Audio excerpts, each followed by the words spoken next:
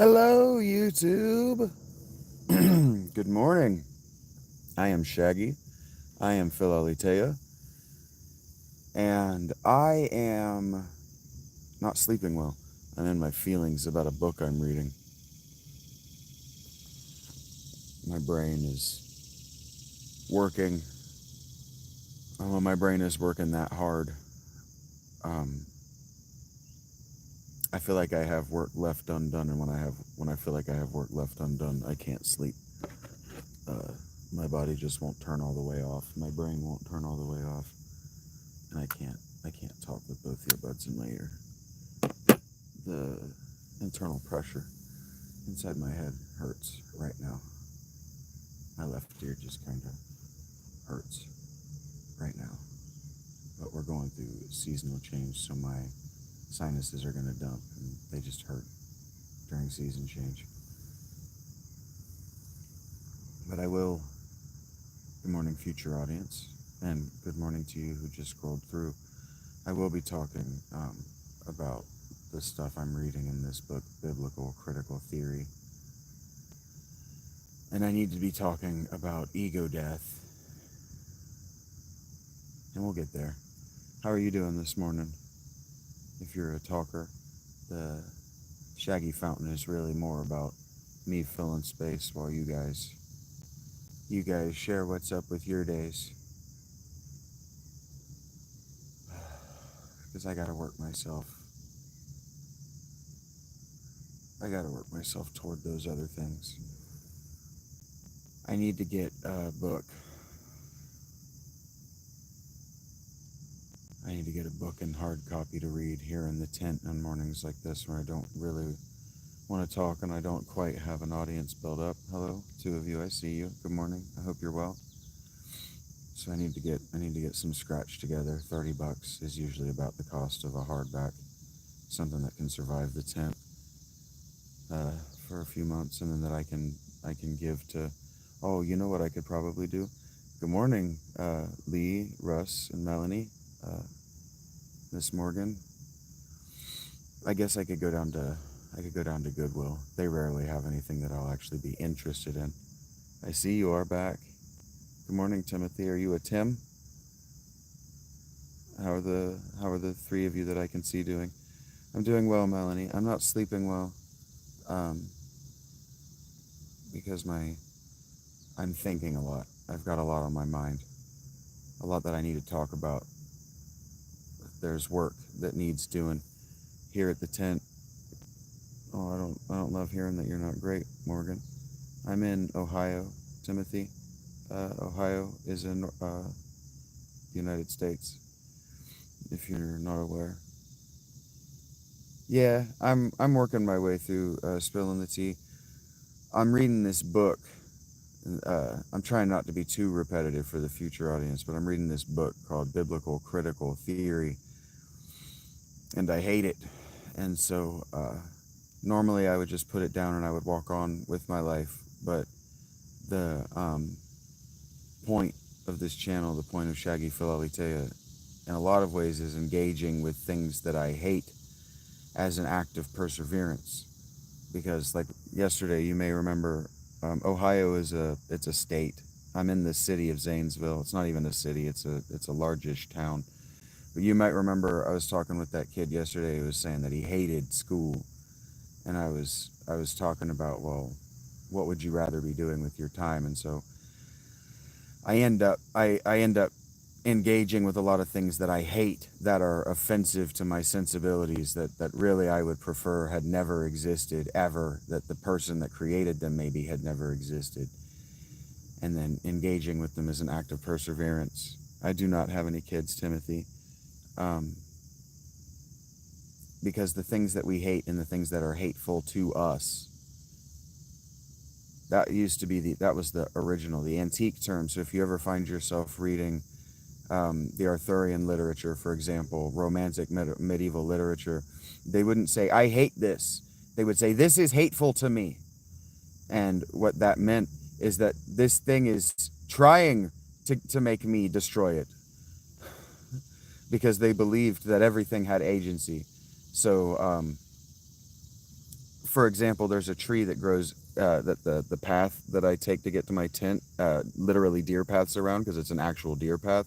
And so every day when I walk through it, as it grows, I'm trying not to stunt its growth. But every day as I walk through it, it whacks me in the face. Uh, and so I don't know how to react to that, Timothy. Maybe you do, maybe you don't. Um, and so a medieval person of a particular mindset would say something to the effect of, "This tree is hateful to me," and then cut it down. Now, that's not what I'm doing, because I might be hateful to the tree if the tree has agency. Right. And so the things that are hateful to me are often just inconvenient. And usually what it is that I want to be the kind of person who likes it because I want to be liked by the kind of people who like it because I would like to admire the people who like it. And when it stymies me, I give the game agency because the game, for example, or the book, um, the book or the game is just inconvenient. And so engaging with things that are hateful to me because they're inconvenient as an act of bravery in some way. Yeah, everything and nothing at the same time. Excited and hoof.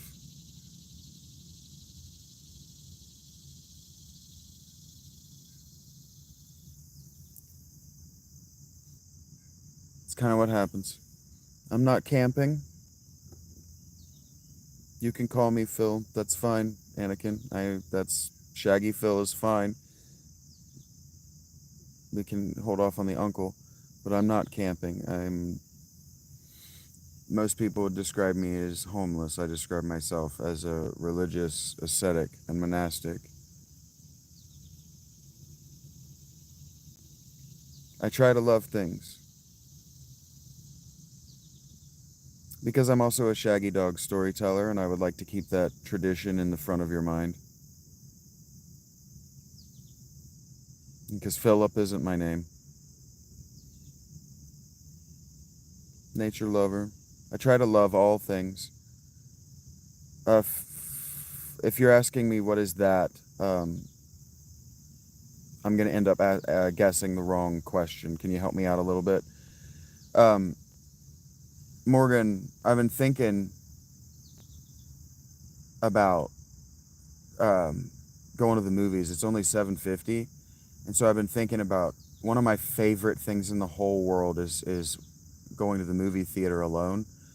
But like with these books, like with these video games, I don't have anybody to talk to about it. So I've been thinking about not monetizing it for the channel, but making it a part of the channel. Philolitea is my name, but I think you're asking me what a Shaggy Dog storyteller is.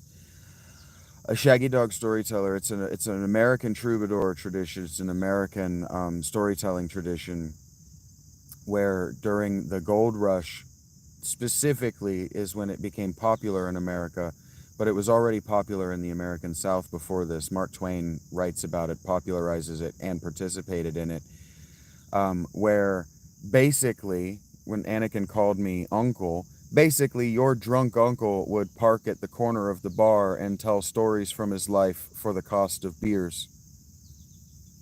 I'm sorry to hear that your head hurts, Morgan.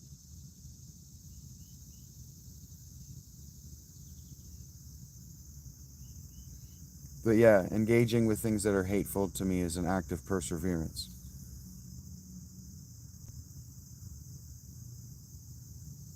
I'm glad you guys like my glasses. They're women's glasses. They're just turtle shell. And they're just the Coke bottle because I grew up around CNC machines, so I just got used to having safety glasses on. I also grew up firing firearms. So I just grew up with safety glasses, safety goggles on. I can give you advice, Bug, but the quality of my advice is dependent upon a lot of factors. No, I never say fuck it and just squash a colony of ants. I took a video of myself actually while I was planing out the hill that my tent is on, and I disturbed 3 ant hills Um, and I did my best. Never been electrocuted. Yeah. Some of it we just gonna have to ignore, Morgan. And then when they don't get the hint, they'll be removed. It's just the way it goes.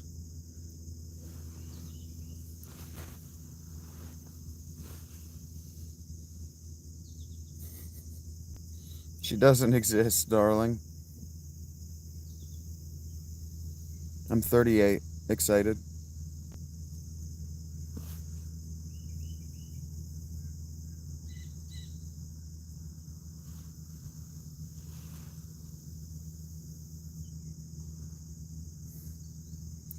She's a fiction, Mel, Morgan. He's just trying to trip me up,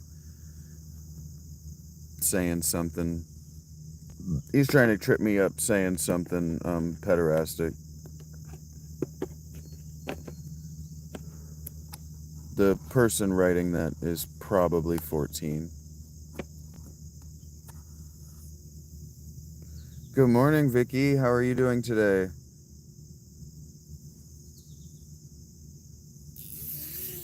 When I was 14, we used to get on ICQ and do that to people. Pretend to be adults with adult lives. You said you're 35, but I don't believe you.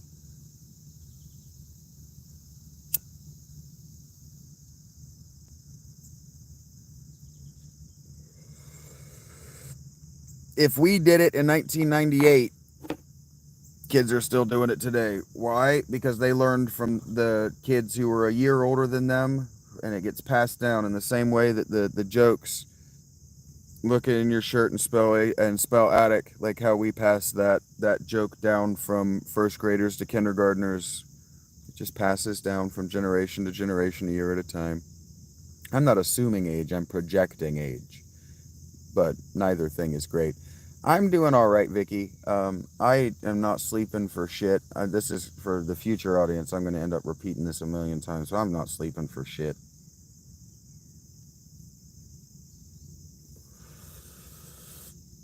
But I feel like I have work left undone. Yes, I have smoking grass while I'm smoking vape, and this is a cigarette. I think you're about 17, Miss Morgan. It doesn't suck. It means I'm excited about the work I'm doing. If I feel like I have work left undone, it means I'm excited about the work I'm doing. Yeah, 420 for sure. It's always 420 somewhere.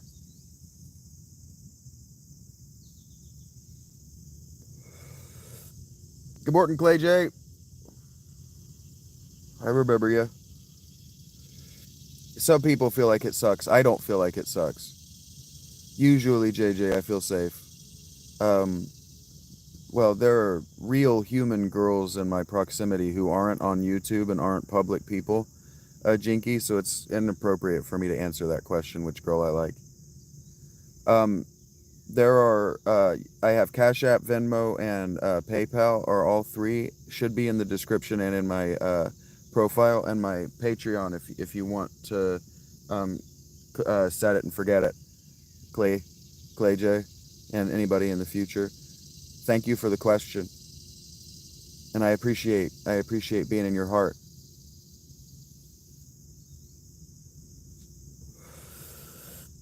I've lived a hard life with an open mind. Excited. Not that I'm aware of. There's JJ asks me if there's any dangerous areas in the area. I'm not aware of any dangerous animals in the area, but there is something that howls within 100 yards of me at night. I don't know whether it's a coyote or somebody's medium-sized enthusiastic dog.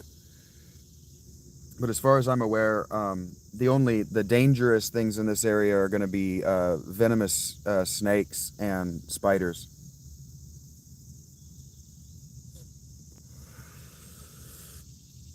Brown recluses are a genuine threat, and I'm close enough to a horse barn that a black widow could have walked all this way. But I haven't. I've seen one snake, and it was a green snake. It was maybe a third of an inch. Maybe what is that, like 3 centimeters? 3 centimeters might be a full inch. It's not bad, Morgan. Yes, it's not for fun. The most dangerous, the deadliest thing, the most dangerous thing to my life within miles of me is a pre-teenage child. I'm not particularly isolated. 30 yards that way is a Kohl's and a mall. Oh, you have a phobia of snakes. I have a phobia of finding a snake in this tent. Oh no, I'm sorry. I'm sorry, Vicky, that it deleted what you were saying.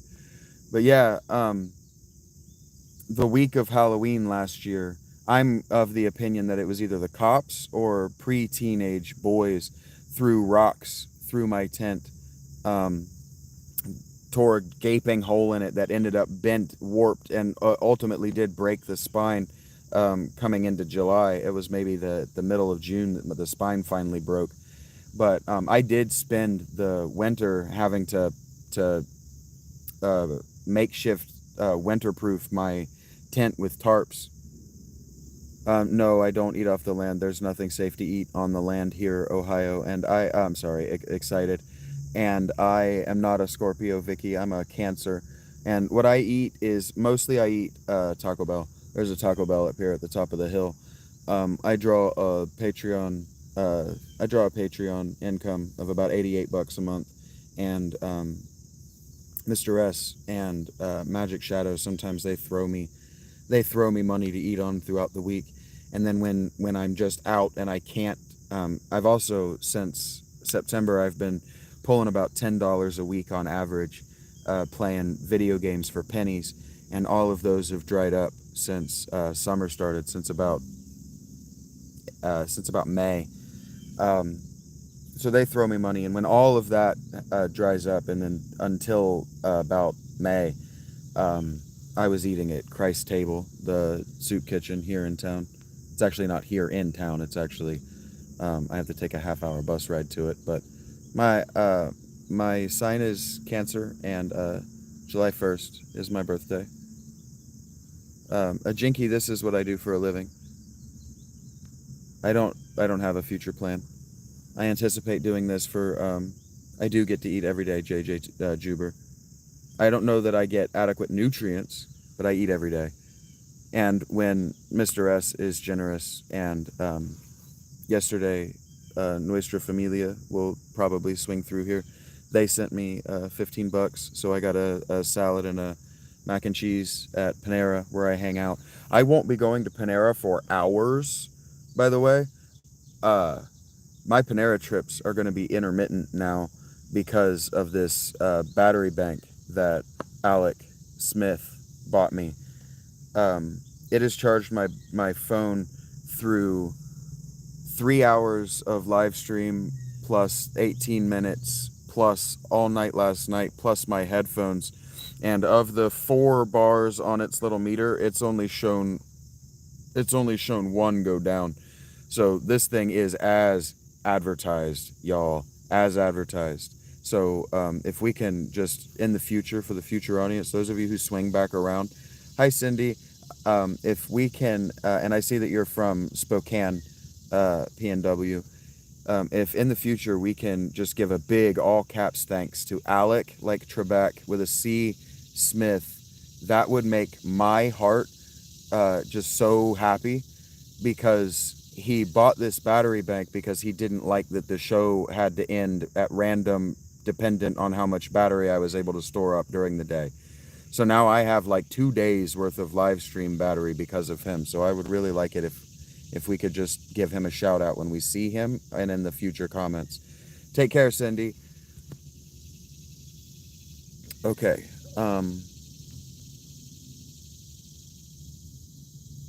I see that we got 2 people in Spokane, and that Vicky spent time in Spokane in the 90s. That's Washington, for those of you who don't know, and Washington is a state in the United States, for those of you who don't know. Thank you for saying that I seem pretty cool, excited. Unsettling watch. I would be interested to know why unsettling. Oh, this is the best I've ever done for myself, bud. Yeah, this is the niche into which I've always wanted to fit, and I'm starting to make a living at it. I'm starting to not have to think about what I'm eating. I hemorrhaged. I Over the course of the weekend, I spent $200 on the business, on video games, books, uh, supplies for the tent. To reinvest in the business, and I didn't have to feel an ounce of guilt about it. That's funny, Vicky. If not for my pelvis, I would be trying to make friends to find a LSD hookup as well. Yes, ZZ. Other people would call me that. Homeless.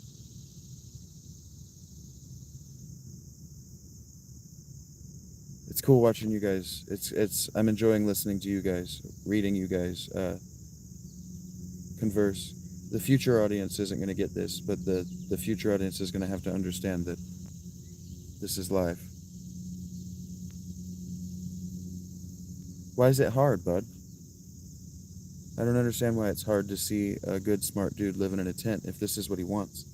I identify as a monastic and ascetic, religious, a cynic and stoic by nature, a Zen Buddhist by temperament and training. I play a lot of games, JJ. I'll go through the list in a moment. I play a different game every day.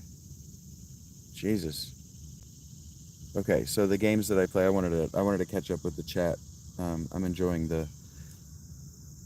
I like managing multiple conversations at once. I like to sit in public and eavesdrop on the various conversations that are happening around me. I like to tune in and out. I like that a lot. That's what the fountain is about. So I'm enjoying letting it happen for my own. So what games I play? Okay, so on Mondays we're playing Loop Hero. I'm also playing Retro Bowl, about 4 games a day as I have the time in the day. At night, right now, we started Final Fantasy 3 last night, so my relax between after 10 o'clock, basically. I started at 9 last night because I was just too excited. I just wanted to play it so bad. We're playing Final Fantasy 3.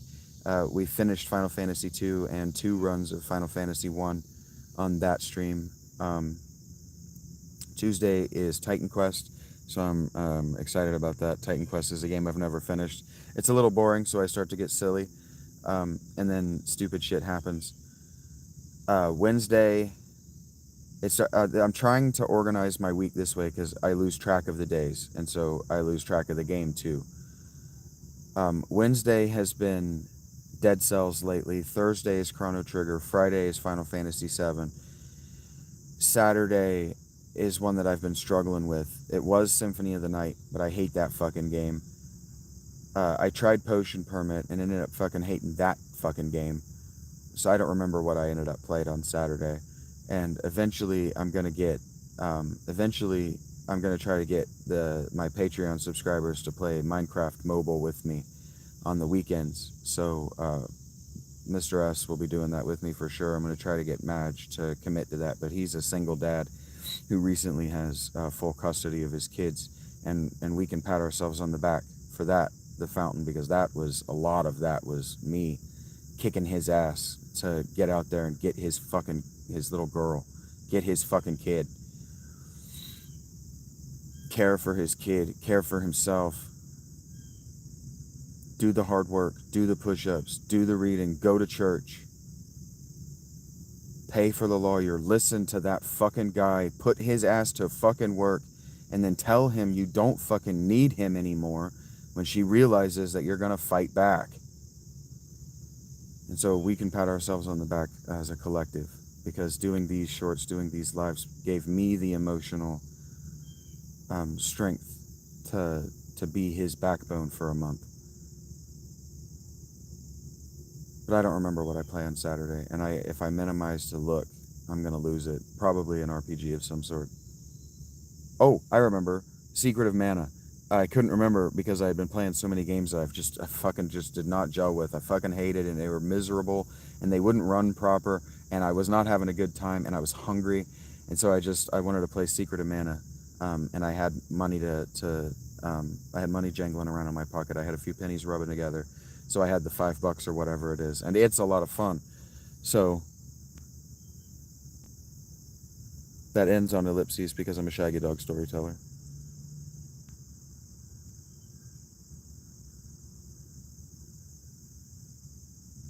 I don't know why it's weird. Um, I'm sorry, it's weird.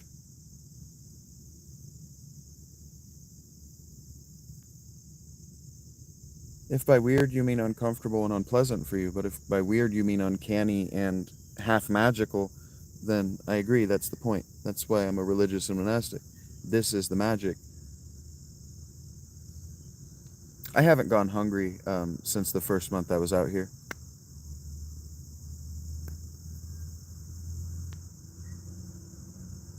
You're writing a poem, Morgan? Yes, it's normal. How long have I smoked? I smoke recreationally on the weekends and after work with a guy named Brock. Um, Shout out to Brock. Um, Circa 2010, 2011. And then I started smoking for real. I started paying for it about 2017. So since about 2017. Taoism is a religion for old men who want to give up on reality, is my opinion about Taoism, just me. And yes, it's normal to listen to something like what I'm doing and make art. People used to sit in the agora and do what I described, just drop on conversations and write poetry and songs all the time. That's where plays came from. The agora is the town square, that's the marketplace. If you're familiar with the band Dire Straits and that song Money for Nothing, get your money for nothing and your chicks for free. If you're familiar with that song was written by a guy eavesdropping on the songwriter eavesdropping on a conversation that was happening. The verses are, the whole song is quotations from a conversation that guy was eavesdropping on. So it's totally normal. You can absolutely send me cash, JJ Juber. Um, I have all of my links are in the description and in my profile on the page. I have CashApp, Venmo, uh, PayPal are the easiest for me. If you're talking cash that I can just whatever you donate, I can access from my phone to a vendor. Those are the easiest for me. I understand that if you're in Europe, they're a little silly, but Venmo works. And then I also have a buy me a coffee that I don't have linked, but I do have my Patreon if you just want to set it at like $10 and forget it.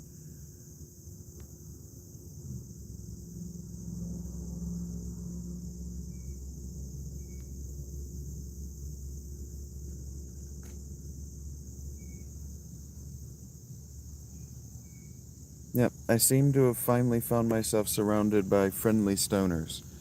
Do you know how long? Well, you can guess how long. You can know exactly. Um, Thank you, JJ Juber. I do appreciate the good faith.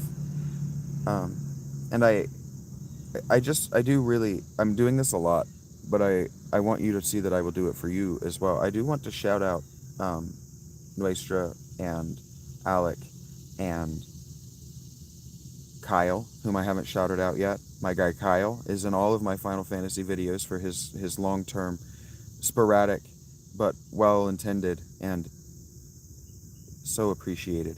The bug repellent that I use at night, he paid for. Um, so appreciated. Uh, Support.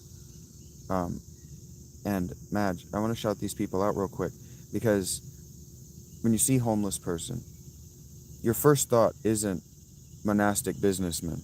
Your first thought isn't, well, let me give this guy $10 on good faith that he'll spend it the way he says it is.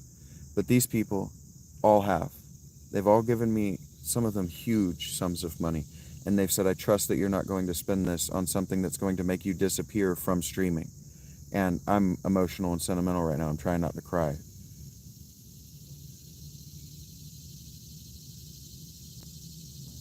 It's my stream in the sense that if I'm telling stories, we can keep that going for the price of a beer, so to speak. I didn't shout out one guy. I've gone and forgot his name. when I said that in a short, he actually hit me up with $10 and a cheers emoji for having told stories that he appreciated. I'm not asking for anything, and so the time and place is relevant to the stories that we're sharing. So if you think of the fountain like a water cooler, back in the day, we used to gather around the water cooler because it was the only place that we could steal corporate time without also getting in trouble. And so, really, I'm just offering, I'm not asking for anything, Swippa.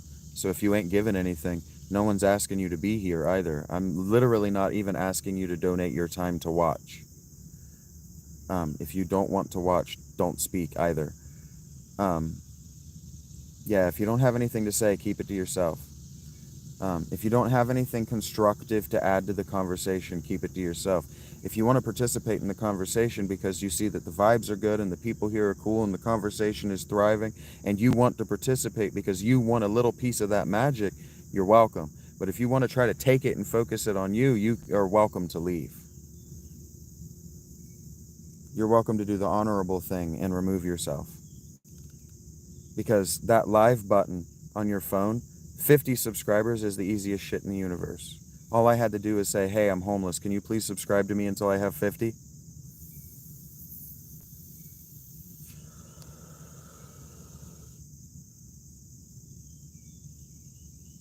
If you want the attention, turn on the camera. If you don't like your face,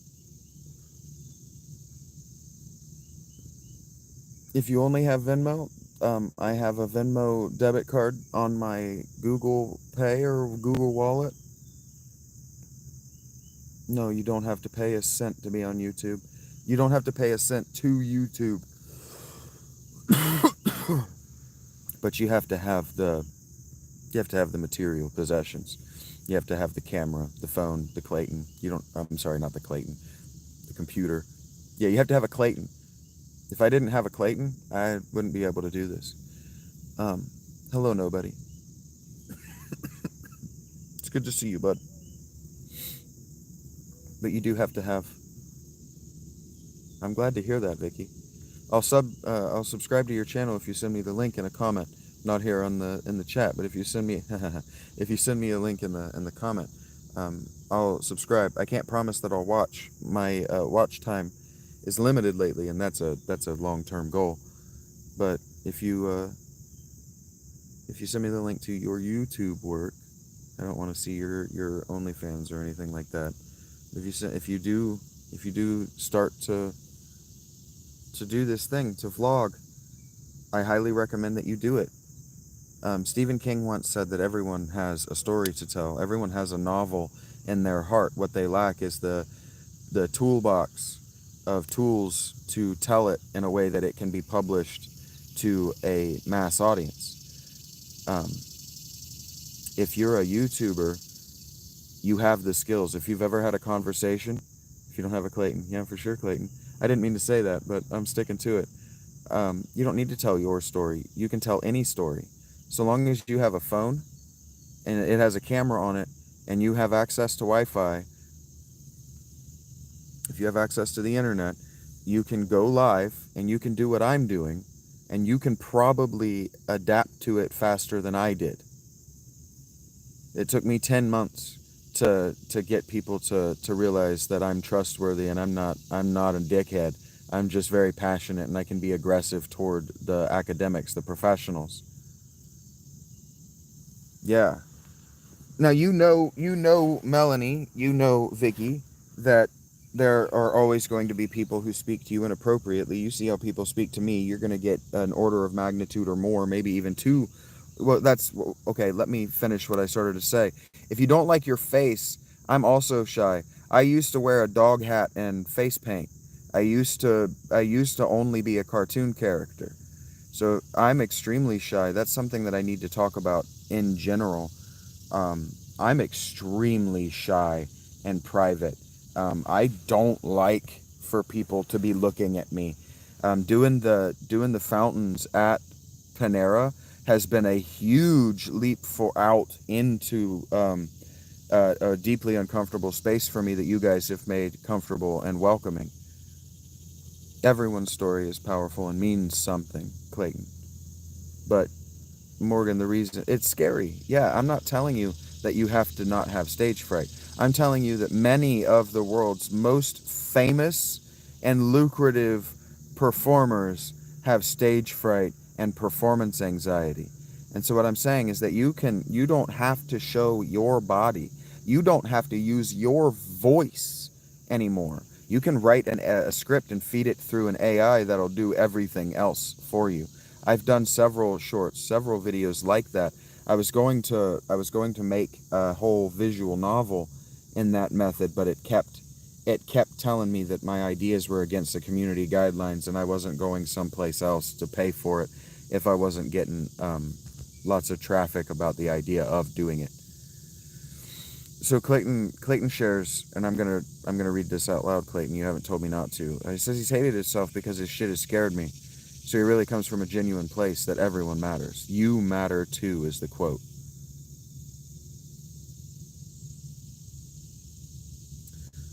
Well, there are a lot of different ways to do it, Vicky.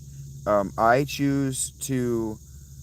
I have chosen in the past to be aggressive and abrasive and argumentative about it for my performance. But the way that most people would do it, especially women, is they would be hyper corporate and they wouldn't ask for money.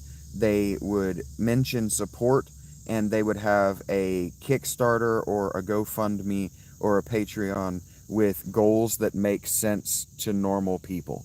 You'd have a normal business model that you would take to a bank. Yeah, it's the scared is what you have to get used to. You just have to it, in life. Whatever you choose to do. Oh my, Melanie. I can't read that, but it's cool that you can write that. Yeah, Amy. Mantequilla. Or Quintaquilla. Sorry, you're not butter. Um, you're five butters. I'm sorry that I said that. Um, yes, Colby. I prefer to identify as a monastic, though, religious and ascetic. But yeah, that's why I'm on YouTube. I haven't watched a corporate program in about 7 years that I paid for, um, because I believe I believe in new media. I have believed in new media, the podcast format, YouTube, even TikTok. I don't believe in revenue sharing, but if these corporations are going to be stupid enough to put this many billions in revenue sharing, I'm here for it. I don't want the revenue sharing myself. I want to encourage you all to be better at this than I am and then feed off your scrap donations. Yes, Bob Gershon. Scroll up or backward literally 15 seconds. But I do not identify as homeless. This is my home. No, JJ Juber, no. My JJ Juber asked me, did people support you in your endeavors on media straight away? No. No. I have been trying to be a writer and a podcaster since 2012, and this channel is 2 years old as of like Saturday of last week, and I've only really started getting an audience as of like maybe Monday of last week.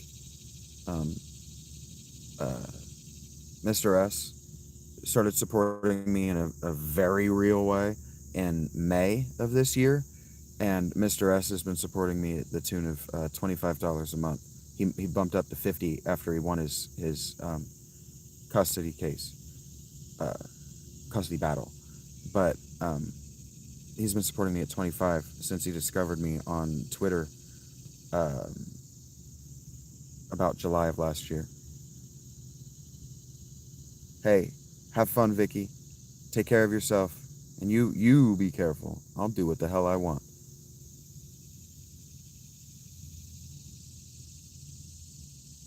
Why would you have skin in my game, Bob? Why would I want you to have skin in my game? Why are you so arrogant as to believe that I would think that about you? Please leave. Just keep moving, Bob.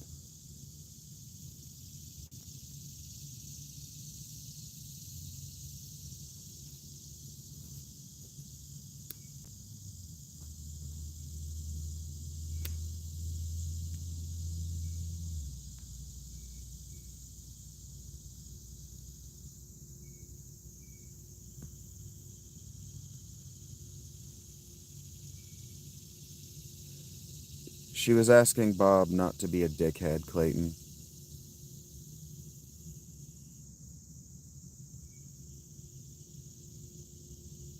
Amy, Kenton, oh my god, I am saying your name so wrong. Quintanilla. Sorry. Is that Quintanilla in English? I'm so sorry, Amy. The weed made letters appear on the screen that just weren't there. It says I'm shy and started to chat with a couple streamers, which made me decide to go ahead and start my channel, and it's been pretty okay so far. That's how I got the guts to start podcasting. Is I started talking to podcasters on Twitter, and I realized that they were fucking stupid, way too stupid to be making the money that they were making, and that I needed to be doing this. I play games on my phone, JJ. I just stream right from my phone. It's so easy. Now, it doesn't always work. Melanie, you don't have to do anything with that, but because you're already advocating for it, I went ahead and gave you mod.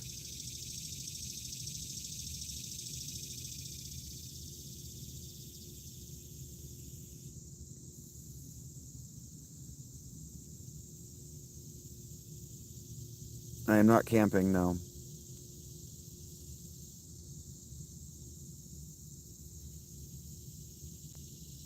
You do? So now when you tell people to please moderate their behavior because you don't like to see that language, you can enforce it. Thank you, Just Me. You too, buddy. I don't know how to read these color-coded hand signs yet. Should I assume that that was not a buddy, but a, ma'am?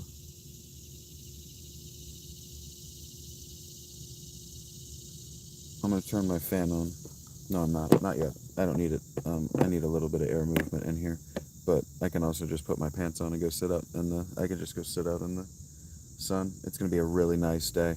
And I no longer have to worry. I don't have to think about my battery for a few hours, which is just the best feeling ever.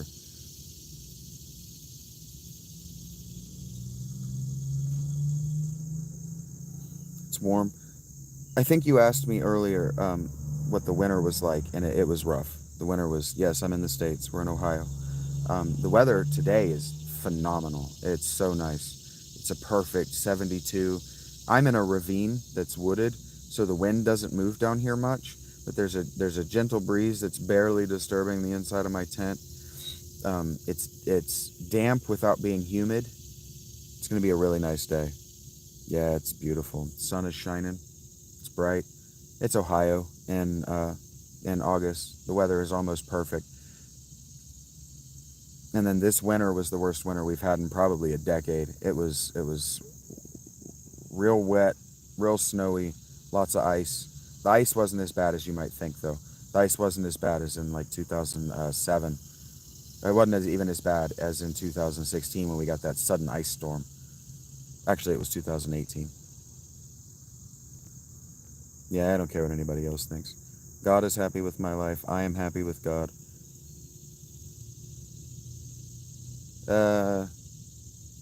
Vito, I'm going to read both of these. Nobody says, dude, if you're happy with your life, you shouldn't care what anybody, you shouldn't care about anyone else's opinion. The hell with them, brother. God bless. And he gives me prayer hands. So I responded to that already. And then Vito, and I'm beginning to think that wrench, the gray wrench, is a protest against bad moderators. So be cool to Melanie, please. Vito says, please tell me you're in a state that doesn't bother people that are homeless. And that is not what I am in. But they haven't bothered me outright in months. Clayton, you'd want me as your partner back in the Old West? I can be your Huckleberry? Is that what you're telling me?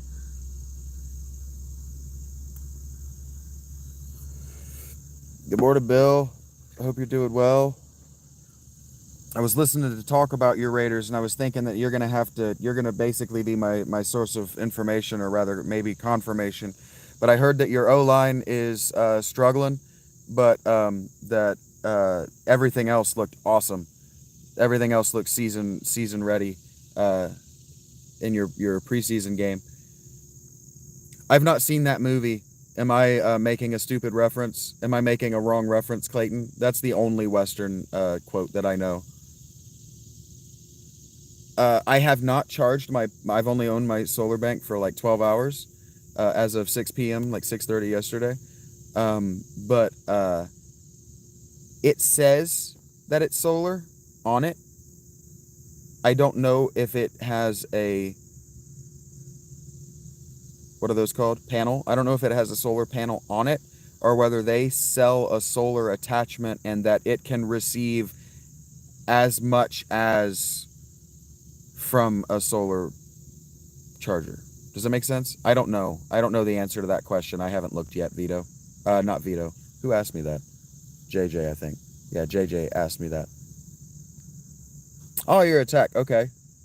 The only other person I've met that uses that wrench is a protest against moderators. Time is flying by now. Yeah. Yep, the season's going to be on top of me before I'm ready for it. Oh, shit, I didn't know that. I'll be your Huckleberry, then shoots him in the head. Yeah, I don't want to shoot you in the head.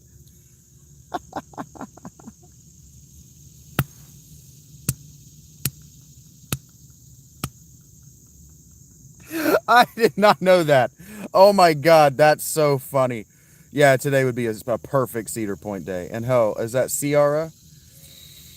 Oh, my God. That was the most inappropriate reference I think I have ever used. That was the most, like, perfectly inappropriate, I'm trying to be friendly reference of all time. Thank you for being, every time I have tried to be friendly to you with a reference from my life, Clayton, it has not hit. And that is amazing. Thank you for being here, man. That's awesome. The weather is perfect, William. It is perfect. The weather, it's a perfect day. I've already described it for the future audience, but it's perfect. It's chilly enough that I don't have to wear my pants, so I'm enjoying my thermal tent line or sleeping bag liner, and it's gonna stay cool enough that I can be. Kiara, I had a feeling. I had a feeling. I'm glad I asked. Thank you for telling me, Kiara. Wyatt Earp. I know that was a human person. I don't know anything about the American West. I'm not ashamed to say that, but I am sorry because it really fucks up conversation. I had a great day yesterday. Yeah.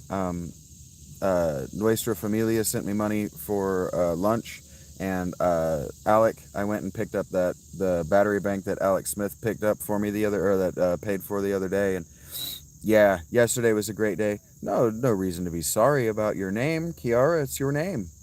That's your name. What you need to do is stand up for your name. Your name is you'll find at some point in your life, I shouldn't assume that you're a teenager because you apologized for correcting me on your name, but you'll find that your name is your identity. Hey, that's cool that you know the movie. It's more than I know. Oh my God. I'm just scrolling back to all the times that people have said that in my life, and I'm realizing that none of them had seen that movie. They knew somebody who really liked that movie, or they had seen the trailer or something. Oh man, that's hilarious. What is that? Is that Young Guns? Oh man. Today's good stuff is I get to stay live here at the fountain for basically as long as I feel like it until I'm hungry. I got a pouch of tuna that's 80 calories in protein, and I got five granola bars. That's another like 600 calories, and I got a bag of sour cream and onion chips, and I got a bottle of water. So basically, I get to do this until I'm out of water, which might be some time because I've been letting myself get dehydrated like a dumbass. I've also got this Body Armor IV, Flash IV shit. It's nasty. I can't wait for kickoff either, man. I cannot wait to see the Cowboys get trounced on that kickoff Thursday. Just cannot wait to see the Eagles roll over them. Young Guns is Emilio Estevez. Okay, don't tell me the title. Thank you for not telling me the title. And thank you for the compliment. These glasses are very old. And they're women's glasses, technically. But thank you, Kiara. Shit. Tombstone. Is it Tombstone? I feel like Tombstone is the one. No, that's Unforgiven. So I think it's Tombstone. Is that right? Maybe I didn't shake it up. Is that the mistake I made? It doesn't have... Ugh, this shit's nasty. Tombstone. Thank you for letting me get there. That was very cool of you. Usually when people love a movie and you misquote it, they can't wait. They can't wait to let you work your way. Rather, they can't wait to correct you. There aren't enough people of non-white skin color for me to really answer how racism is going. It's horrible in this area. Really, Commissioner, that's interesting. Since you quit beer, sports lost its appeal. That's interesting. I wouldn't say that I like camping, Kiara. I would say that I love living in my tent, though. Amazing movie, Tombstone. Oh no, Point Break. I haven't seen Point Break. That's another movie that people quote and reference a lot. That I've never been in front of a television screen that was playing it. And when it's movies, um, when it comes to movies, I can, because of my ADHD or because of just who I am as a person, I can only pay attention and give a shit about what's happening if it's in a theater. I don't know why. I've always been that way. People want to sit and watch Netflix, and I just want to get up and move and clean the living room. People say Point Break is a great movie. I haven't seen Roadhouse either. And again, it's not that I've avoided these movies. I just don't put movies on. You understand what I mean? And I never had a DVD collection. When I was married, she had a massive DVD collection.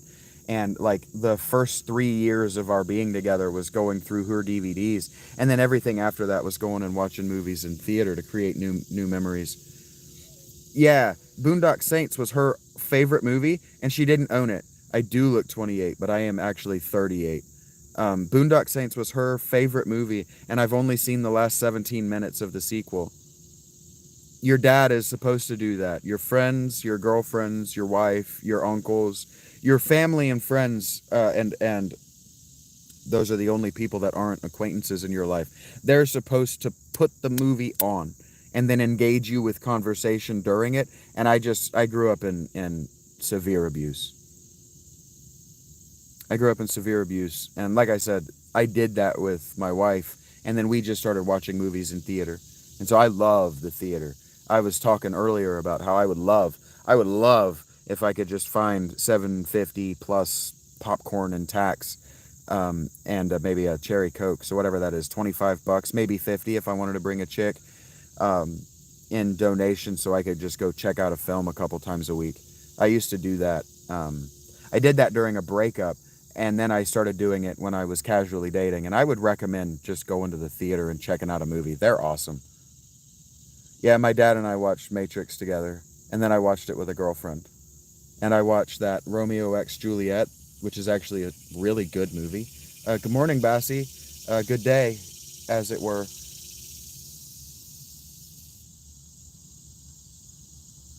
Berbers, interesting. Yes, it's a mess when you come to the States. It's not maybe as bad as India, but it's a mess because um, we've only recently realized within the last decade that, and by we I mean everyone, that the things that we thought we were doing to be polite and inclusive were deeply segregating. I've heard the beach was great too. And what's that movie? Uh, how are you going to know what I'm talking about? I can't remember either actor's name. Fire Burn. It's the bank robbery movie with a fire word in it, with John, with the Italian dudes. Fuck, I'm not getting there. Yeah, every movie you guys are suggesting, I've heard. None of these movies have I ever heard is a bad movie. I just never had anybody put them on. I never had any reason to watch them. There was always a book or an audio book. Heat, thank you, Heat. I've heard that Heat is fucking incredible, and I've just Taxi Driver supposed to be amazing. Thank you, Kiara. I really do appreciate that. Somebody took away their like earlier. They must have been trolling. The Home Alone movies I have seen, and I liked the first one. I couldn't understand the second one contextually, but I'll tell you who my favorite character was, and this won't surprise you. My favorite character in the second movie was the pigeon lady. I really appreciate that, JJ. I should turn my do not disturb off while I'm live and not screen grabbing. Hey, thank you. Really. That was a lot. Thank you. I should turn my do not disturb off now so I can see those notifications so I can thank you as soon as I get them. But I really appreciate that. That's very unlikely that that is not going to go to a movie. I'm probably going to go sit and watch a movie today. Uncle Buck is a fucking phenomenal movie. I agree with that. Thank you, JJ. That's super fucking cool of you, man. Really. I've been jonesing for it for a few months, and I finally worked up the. I'm going to talk about it. I want to talk about why I don't do that. Um, I hate to hear that you don't feel good, Kiara. Um, but I don't talk about the things I want, because talking about doing something in the brain is the same as doing it. And I got into a habit after I started really focusing on being an artist, being a writer, being a podcaster, being a YouTuber, on talking between working, sitting down, on like talking when I wasn't working about what I was going to work on, and then finding that A, I couldn't remember, B, I thought that because I could remember I would do it later, or C, just not doing it at all. So I haven't talked about the things that I want to be doing with my time as a YouTuber, as a homeless ascetic, as somebody who's trying his best to engage in the culture in the way that he can. Um, from that same impulse that if I talk about it, then I won't do it. And so thank you again for the opportunity to follow through with what I want to do with my life. John Candy also makes me think of Chris Farley, and the dichotomy between the way they left us is really poignant. And I shouldn't talk about it because we like to keep good vibes, but that's what I think about when I think of both of those men. I've heard that Sam Kinison was awesome, and people have said that when I'm funny, that I have a Sam Kinison vibe. So I've not watched his stuff, so I don't accidentally lift from him. Grandma's Boy is maybe the best comedy of all time. Grandma's Boy is why I thought maybe I should smoke weed. That moment when bro quits his job and goes over to Dante's house, and they roll that fucking spliff, that joint, really. I prefer spliffs, but they roll that fucking joint, and he hits that fucking thing, and they do the time lapse, right? They do the jump cut to now time has passed, and he's fucking blitzed, and Nick Swartzen calls him, and he's like, bro, you got to come back to work. Some shit is going down. And he says, work? I quit that place months ago, and it's literally been half an hour.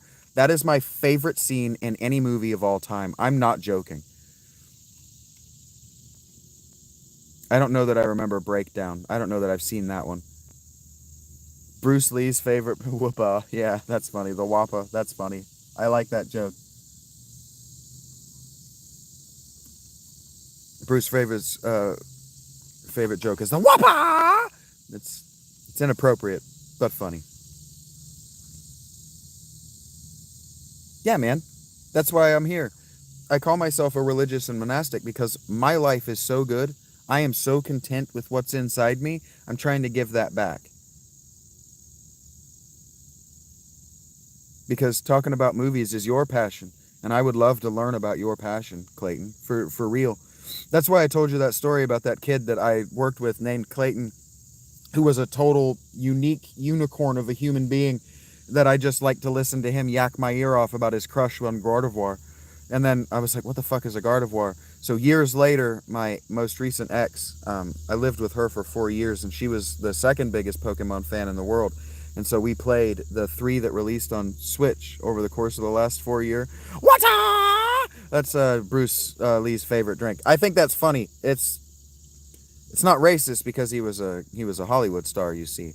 Now, if you said some kung fu guy, I would. Kung Fu Hustle was also very good movie. My favorite kung fu movie is ironic. Um, Kung Pao is my favorite kung fu movie, but that's an ironic introduction to the conversation. And I forgot what I was talking about because it doesn't matter. Game of Death is a movie that I've only heard referenced by people, and that I always forget the title of whenever I mean to reference it. So like we're playing Final Fantasy II the other night, and the final dungeon is a 10-floor descent into hell, and I wanted to say, oh, it's a game of death in hell, but I couldn't remember the title of Game of Death. So thank you for that, Bill. I need you in my chat more often. Actually, I need the three of you that are talking that know movies, so I can say, hey, that movie that's in the pop culture that other people know I'm trying to reference. Give me the title, please. Now make the reference I'm trying to make. 11 Med said that I give him a good picture of a civilized U.S. citizen that he wishes people would be like you, and then maybe he would decide to move here. I grew up reading books from the 1970s. One of the reasons that I am the way I am is because I tried to read the encyclopedia that my granddad gifted me from the 70s. I made it farther than I should have before I realized that this is from the 70s and all outdated information. But I picked up this idea of being a citizen of the world and trying to be respectful of everyone regardless of nationality, because nationality is just a flag and flags are just colors, and colors are dependent on your national resources, and that's racist. So maybe the flag is imaginary. First Blood is a movie I've seen once when I was way too young, and so I wrote fan fiction about it that got me in trouble in first grade. I used to write fan fiction about Die Hard too, that got me in trouble. That is a really good and difficult question for me to answer, JJ Zuber. Can I tell you my favorite fictional series of books? And then you give me a second to think about my favorite individual book. You got me on reference? Jean-Claude Van Damme was my dude, but I wasn't allowed to watch movies. My favorite series is called The Cycle of Galland, but it's actually the sequel series to The Cycle of Iran, which is a trilogy.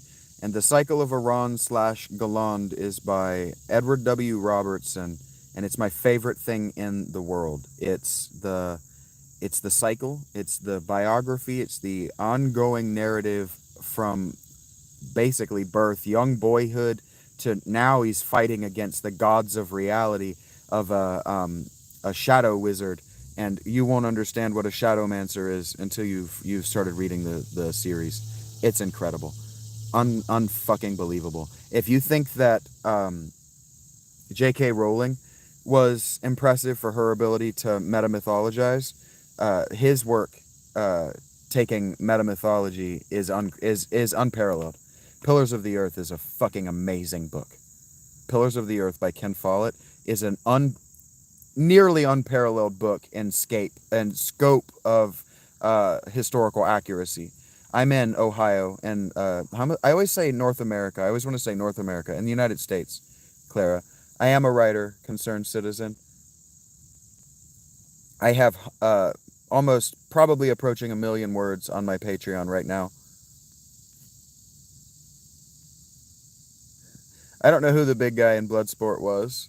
I'm enjoying your conversation, though. Bolo is his name. Aldous Huxley. The only thing by Huxley I've read is the Doors of Perception. I found it pretentious and annoying. Mind you, I was tripping balls on acid while I read it.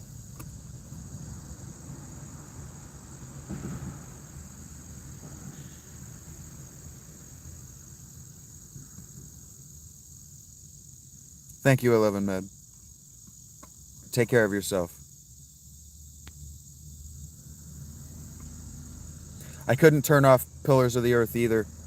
I got the audiobook because it was long. I just bought it because it was long, and I took a year off from work in 2015, and so I had enough money saved up from my management gig that I had before that I just took a year off from work. I moved from North Carolina to Ohio to be with a girl, and I just took a year off from work to write. I wrote a novel in that time. And for the Christmas season, I was working at a mall kiosk selling calendars, so I could buy her Christmas gifts. I made $2,000, and I spent every single dollar of it on Christmas gifts that ended up under the Christmas tree that year, and her family all got super fucking insecure. I was like, guys, I told you I'm only working this 9.25 an hour calendar gig to buy her Christmas gifts. Did you think they wouldn't show up under the tree? Of course there's going to be $2,000 under that tree. I love her.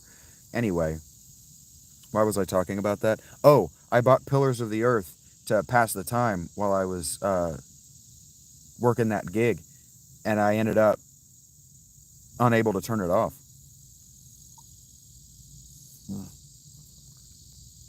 God, that is the nastiest tropical punch I've ever consumed. Kiara, this is what I do for a living. Fuck, that's so gross.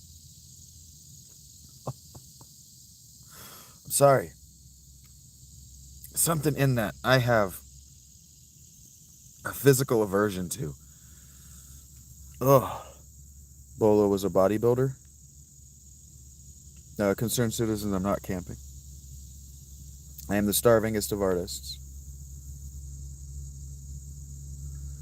Oh, Kiara, I would have to ask you better questions about your personality, and because you have a feminine type name, I don't ask personal questions in public.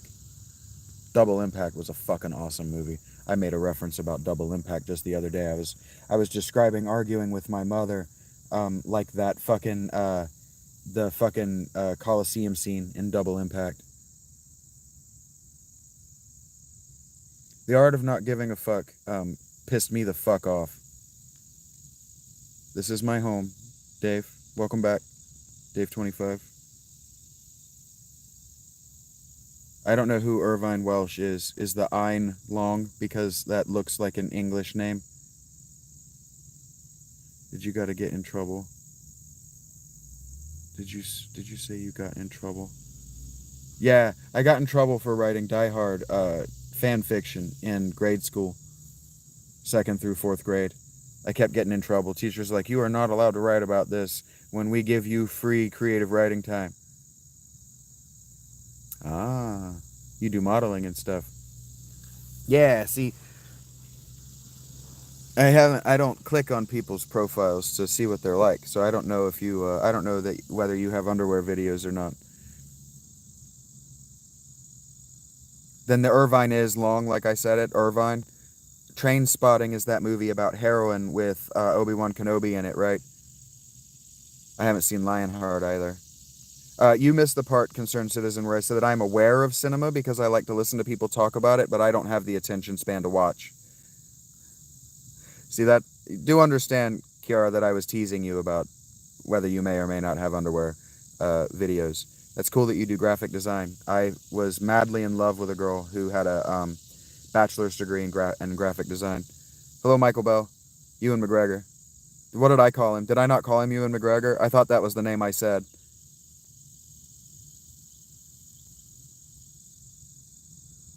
I'm doing well too, Michael Bell. I was teasing if I said something that made you think I was calling you a prostitute. I was teasing that if you are, I didn't look because I'm valuing you for the conversation. Married with children, Kelly Bundy says I'm immortal. Kelly Bundy is immortal because she has 2 children, and odds are one of them is going to have a child. You're a model, Megamind? That's neat. Oh, that's cool. Well, it's really nice of her to have sent you here, and it's great to make your acquaintance. I hope that she has informed you that sometimes I make off-color jokes because I'm a stupid person.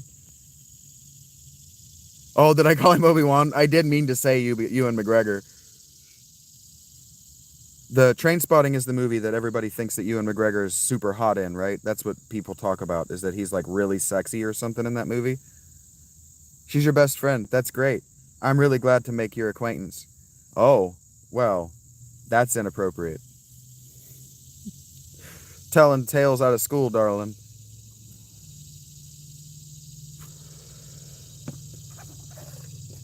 This is where I'm supposed to tell you about my OnlyFans. No, I'm joking. That it's not that inappropriate. I'm not chastising you. I just have a 90s sense of humor. I remember Tipper Gore really well. I know, I know, Clayton. It's embarrassing. Women can be funny. Busta busta. Yeah, no. Girls like to embarrass shy boys because we blush. You're not starting shit. I'm being funny because I'm embarrassed. My favorite 90s does Futurama count because it started in 99.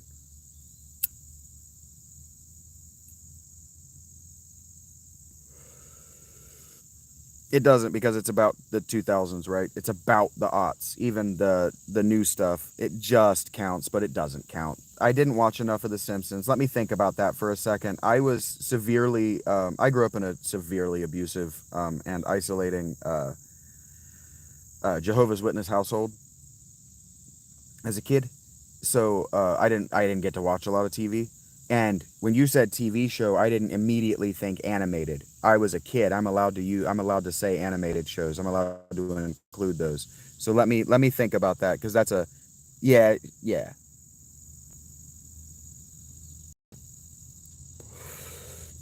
I hear you, Megamind, on the sarcasm thing. Being from California, I am sorry that I am triggering you right now by smoking a real cigarette. That's another great question. Concerned, you guys are asking me really good hypotheticals. If I could go anywhere, any place, anytime, in history right now, I would be in Genoa in the year 900 AD, because that's the setting of my novel, Genoa 900 AD.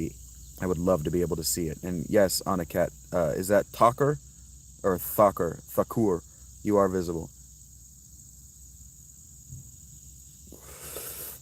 I'm trying to cover it up like you guys are sitting on the other side of me. Sorry. I am trying not to trigger you with this, but I want it because I like to just enjoy a cigarette during conversation.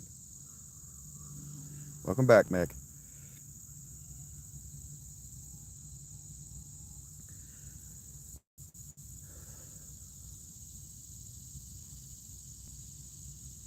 Does scripture count? I'm still thinking about my favorite book, favorite single publication. Does scripture count? Talking to a girl feels like I'm about to say something that's going to get me in serious trouble, Anaket.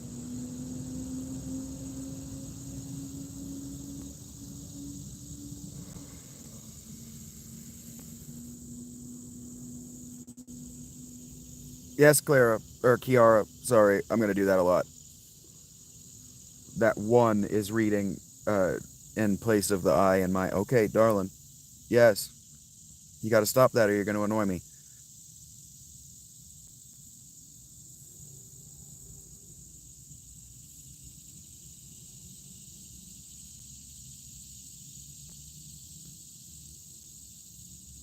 Hi, Kiara. Hi, darling.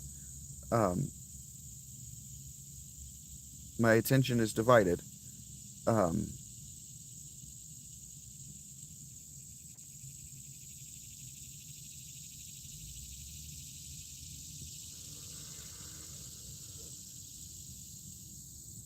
I almost paused you guys to think about this. You're okay, Kiara. It's a convention on chats to do that. I just my attention is divided. I'm thinking a lot about a lot of things. I wouldn't say that education is banned in the U.S. Shaggy is a story dog. It's a Shaggy dog is a storytelling convention.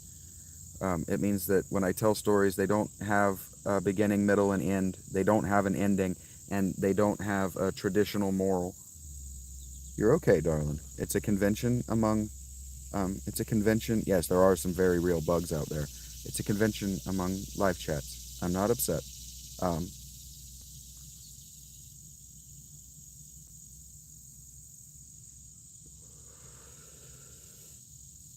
I think my favorite book is the Pormandres Man Shepherd,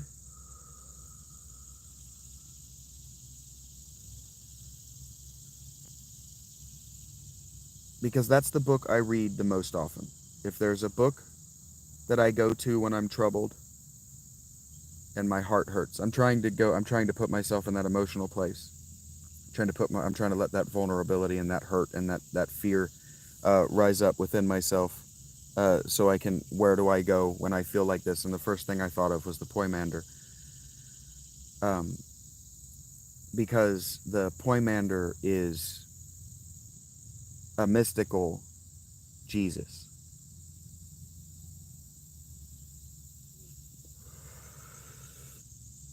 It was put to paper too late to have predated Jesus by argument. But when I was a kid, I used to meditate a lot on who were the Jesus and the Moses of the desert. And the Poimandres begins, I'm going to have to paraphrase. I can't remember the direct quote, and of course, I don't know the Greek, but it begins, as I was deeply meditating on the nature of things, the God of the universe spoke to me. And so that's the book.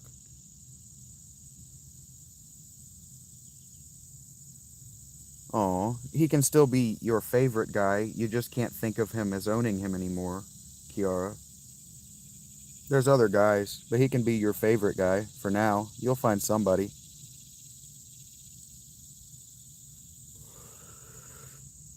I used to listen to Joe Rogan's podcast. I'm going to be real with you. Joe Rogan is among the people that made me go, I could be better than that.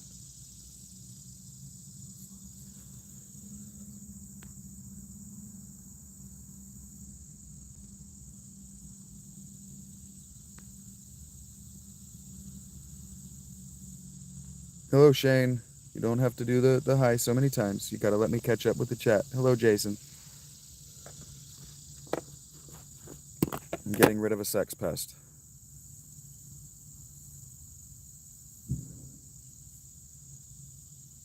It's okay. I've said before that it's a convention in these to do that, but with me, for the future audience, you don't have to spam your hellos. You just got to give me a second. The Times Atlas of the World. I don't know if that's a real book that can be your favorite, but thank you for sharing. I don't know. I'm not telling you that it's not. I'm just confirming that I'm not aware. Oh man, it is so beautiful out there. Just so perfect. And I gotta pee. So we're gonna pee dance for a while. This is what I'm doing, Jason. I'm hanging out on the internet live from my tent to get to know the passersby. It is a weird thing to share at random, um, but we're here to share. And if what we felt compared to share was that we like Joe Rogan, you can't talk on mic, but you can share anything you like, Kiara. I will read it. Whether I read it out loud is my discretion, I guess. It's not a long book, um, but the esoteric library is all stuff that I find much more deeply resonant than the Gospels. That's just me. I find the Gnostic scripture more resonant.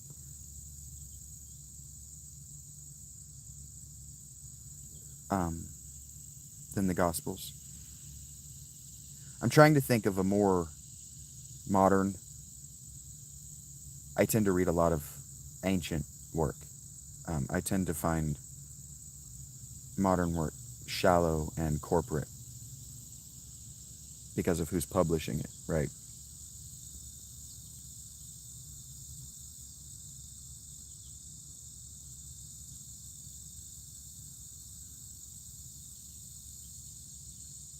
And then I'm sure that lectures don't count as books because they're not books. I really have to think about that.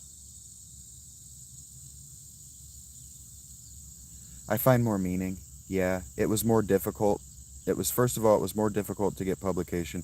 It was more difficult to get mainstream filtration, infiltration, and it was more difficult to be preserved. So the books that survive, that make it to us, like I recently read Prometheus Bound. I find Prometheus Bound so much more powerful than works aping it today. Is it my first time? I'm not sure what you mean, Jason. I've been doing this. I've been doing this thing for regularly for at least a week now. Hello, Invisible Spark. Why Abel and not Ibble? I'm not seeing what she said. Kiara, I'm sorry. You can talk, darling. You can share whatever you like.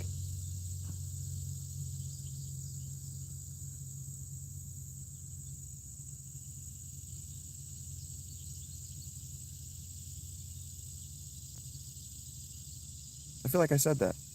I do feel like I responded to that, but thank you for the reminder. Thank you for being mindful, Clayton. That's that's a skill set that I'm trying to encourage. And hello, August. I just assumed that she was typing. That she's got big feels, so she's trying to make it fit in the character cap.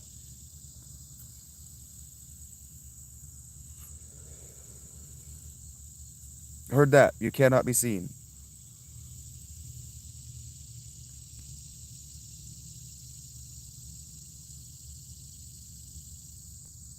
Hello again, Jason.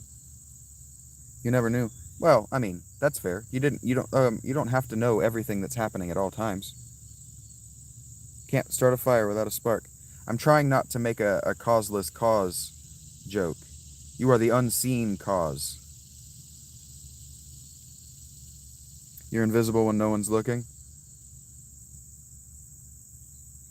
My dad used to say that I'm invisible if I turn sideways to you because I'm so skinny. I'm just two-dimensional.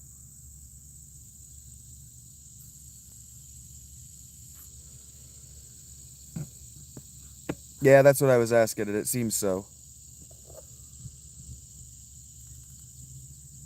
It seems like that might have already been taken by somebody who wasn't using it to their preference.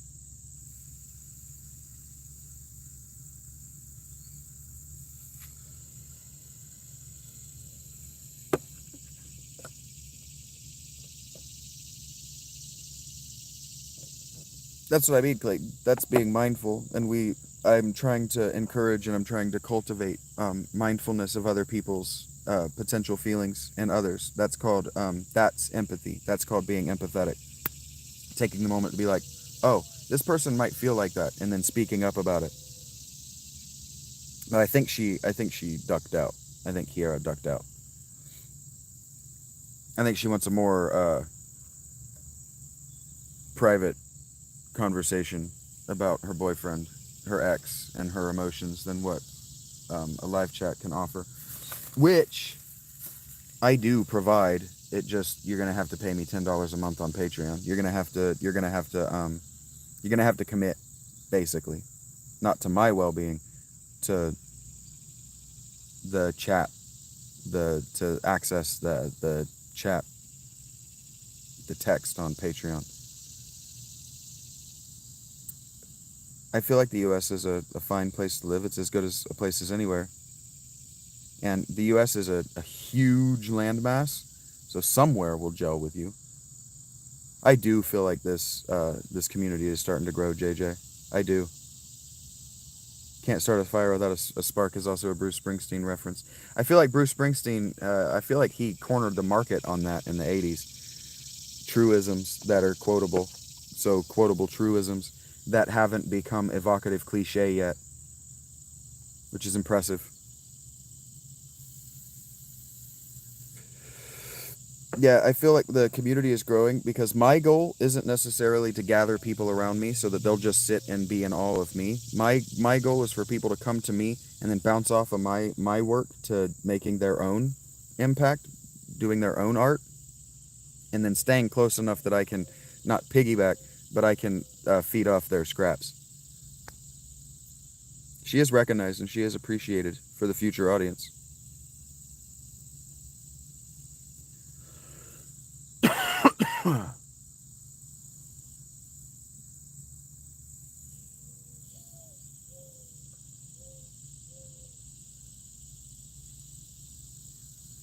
So yeah, when people come in and they ask me questions and then they're like, well, I'm going to be right back because I think I could do something like this. I think that Mel and Kiara are probably um, preoccupied in a text thread. Look, a lot of people are going to assume that what I'm saying is that, oh, they're this or they're that. I've had this impact on, they feel this way about me. I sit in public and I listen to girl dates because girls don't go on dates with boys anymore because boys don't want to spend money on lunch just to sit with a girl who's wearing clothing. So I listen to a lot of girl dates. Two girls on a date like they're lesbians with no intention of hooking up after. And they talk to one another like the other is their boyfriend and they don't react. They don't react because what boys do wrong is they try to fix the problem. They react. They try to give advice. They try to mold the woman into a wife, like a husband is supposed to do. The word wife means to lead away. Okay, to wed means to lead away from what? It's horse language. It starts in the Indo-European language families with horses. You wed horses. You wife horses away from their whatever a group of horses is, their pack. But then it transfers when you're talking about intertribal wife sharing, female sharing, genetics. When you're talking about genetic diversity, a wife is someone that you lead away from her family. And so these girls, they date, they talk to one another, but they don't lead each other anywhere.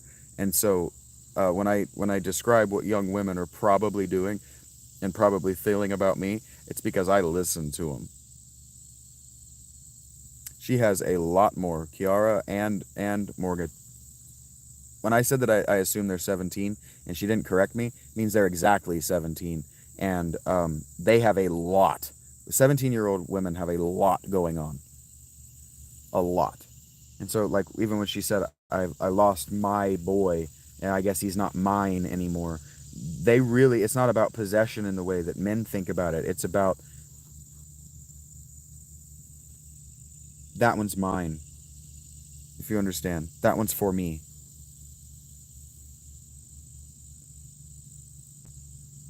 Probably. I've never been accused of being as ugly as Johnny Knoxville, but if I'm the uglier version, I'll take it. That guy gets laid.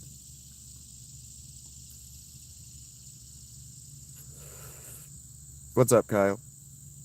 I've been talking about you a lot, man. If I'm talking to the same Kyle. Do I like Mel? That's the thing. Uh, Not in that way. Not in the way that she's going to want me to. Okay. That's interesting. You may or may not have a similar name to a guy who sent me several donations in the past. As friends, I love when she comes around. I love talking to her. That's cool. I'm here for the doom scrollers, Kyle. It's about providing something a little bit different. A chat that's not completely toxic and might actually be engaging and interesting. Family, for sure. I've extended a warm family greeting to her, for sure, Clayton. It's about hospitality. I've invited you all into my home, and so I'm extending the amenities of my home. I don't have water to share, but I've got a battery bank. I've got my controller. I've got video games. Sure, they're all of them, but Minecraft are single player games. But I can share my time in my home with you for sure, the best I can. I'm at the lowest. I'm at the lowest. But Jesus talked about the lowest or the greatest of us because they have the most to teach us. They have the most to teach us about giving freely. So thanks for being here, Kyle. It's nice to make your acquaintance.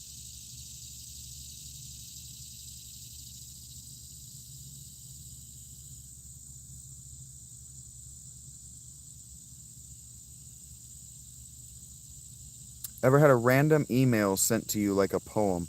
I'm beginning to think that I might have a random email sent to me here uh, soon. But no one has ever written me a poem. That's interesting to hear.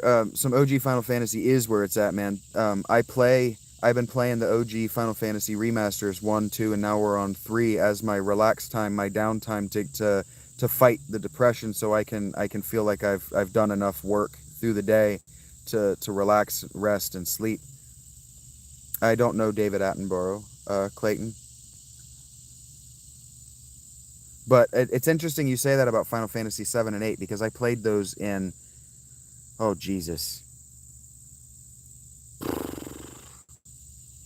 let's just say that I played them in middle school because I think it was actually closer to fifth grade that I played those. I played those in middle school and high school, and what happens in my life is every time the depression is the blackest, where I just want to be done with it, give up on everything, Final Fantasy 7 and 8 end up in front of my screen, but it's 9. It's 9 that gets me out of it.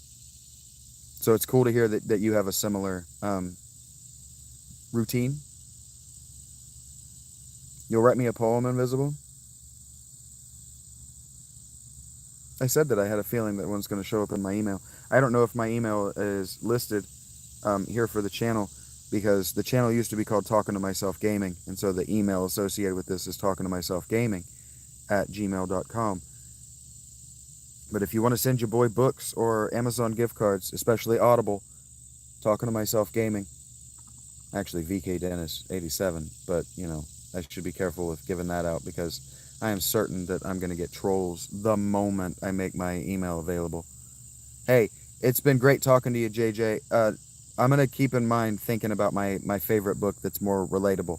I'll have a better answer for that in a month or so. Thank you for the conversation. Take care of yourself and have a great day. 10. 10's my favorite. 10's the best. The soundtrack is incredible. 6. 6 is my favorite soundtrack. 6 is the one that I grew up with. 6 was my first big boy purchase with, chore money, gas clippings, that shit.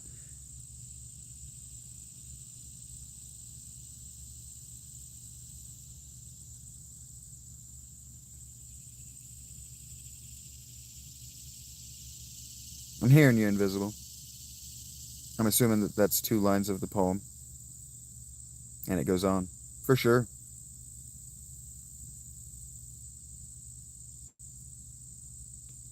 Oh, my correspondences are starting to wake up. Good for them. For sure, it's a love poem, if it's that intimate. But erotic poetry in the friend sense is something that used to be better understood, and then we don't want to share the spicy part here in chat because that would be inappropriate and outside of YouTube's guidelines. But also, we want to keep things as academic, as platonic as possible, because we've read the Phaedrus for this channel, and the Phaedrus explains non-sexual erotic love.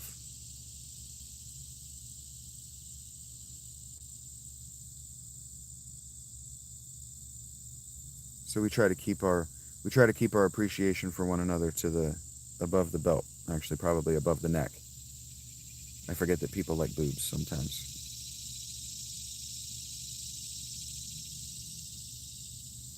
I'm curious. I haven't even looked at my battery.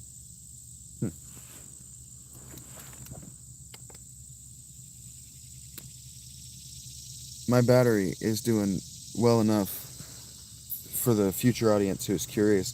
My battery is doing well enough that it actually charged my phone to 100% faster than doing this live could empty it, so that my phone, I have it set to stop charging when it hits 100% so it doesn't fuck up the battery.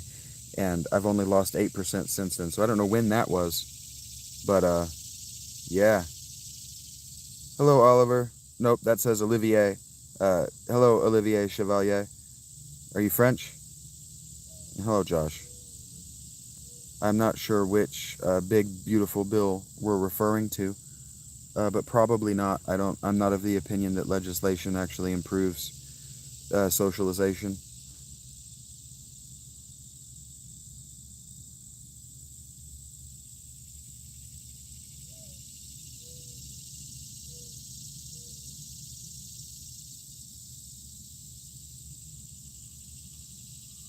That's an intense poem, Invisible.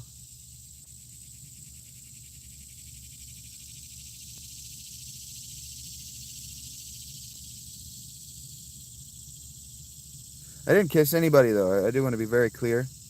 You're from France. That's cool, Olivier.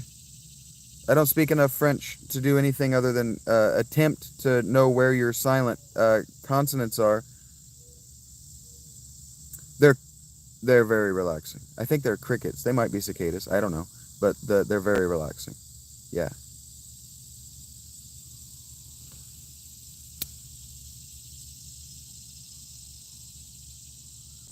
I'm sure Morgan had her reasons, but your poem reminds me of that song they play in the Panera all the time, where the girl says, "I don't know your name, but we could have been so good, or we could be so good." Korean is popular among young women right now, because I guess their dramas are very good.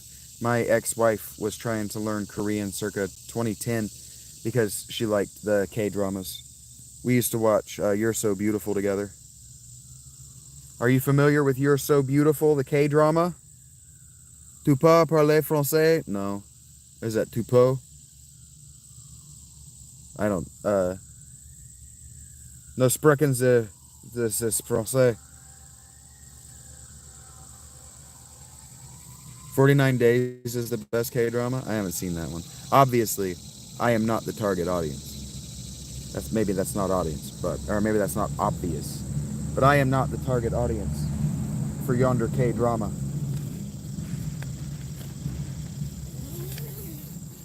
Hello, Mel. Demon Hunters is your favorite K-drama?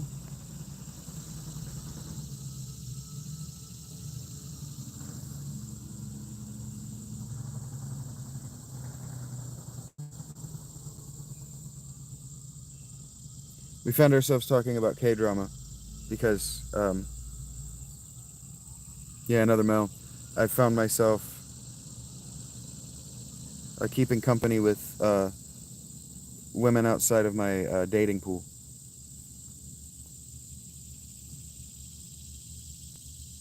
Mels are everywhere. So long as they're not Mal, we're good, I think. I've done my best. I cannot, I can't hold on to, I can't hold on to vocabulary anymore.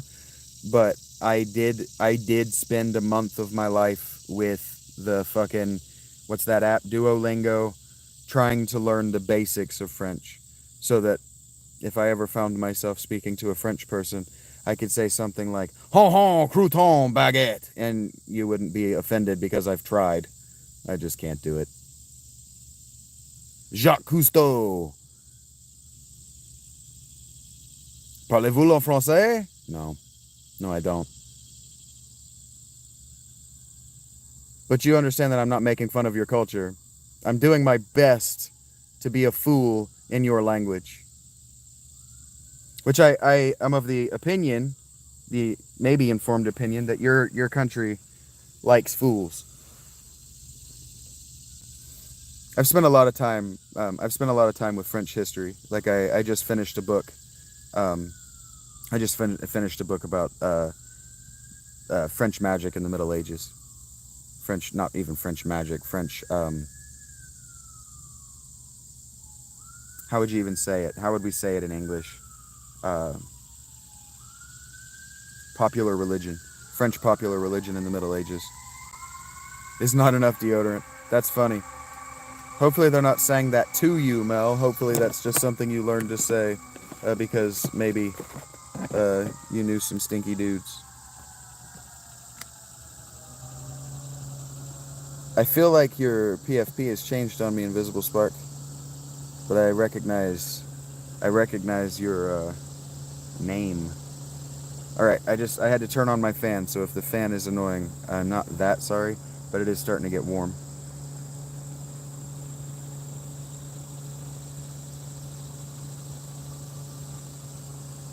I just commented on what I saw, so that I was still talking.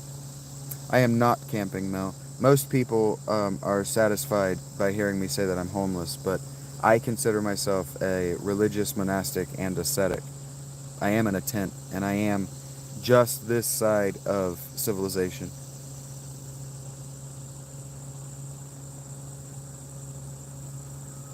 There's a coal. There's a Coles maybe 30 yards. That way is east from me. That way is north. I am oriented north-south. You are facing northwest. That's hard to do for me. I'm not practiced at that. That's something I've been trying to practice since being homeless because I know where north is. Oh, I'm definitely an American, Olivier. I'm in Ohio. I'm an American for sure. What part of France are you from, if you don't mind my asking? I've spent a lot of time reading about the Languedoc region and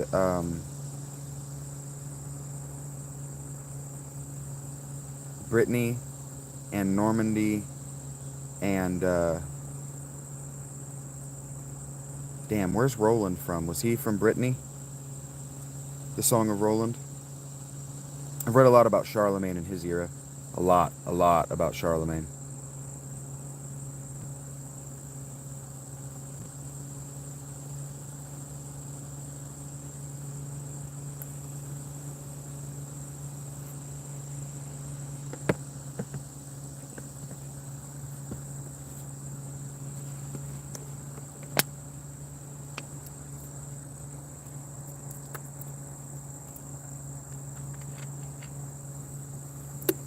Olivier is also a fun name to say.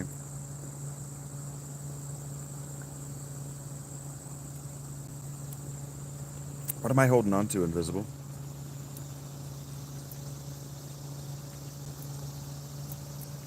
I'm going to get to go to the movies today. I'm trying not to get too excited about that. I'm trying not to get too up about it.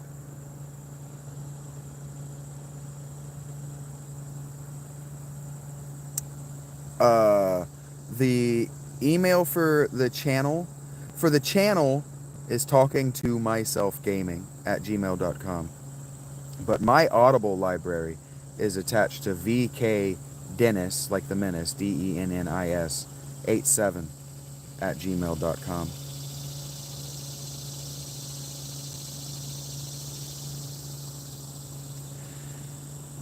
That's something, Mel, thank you for saying that. I'm going to read this out loud because you're not the only person who's said something nice to me about engaging with the unhoused, as we can use Gen Alpha language if you like. I don't mind that. Because I'm not unhomed. I have a tent.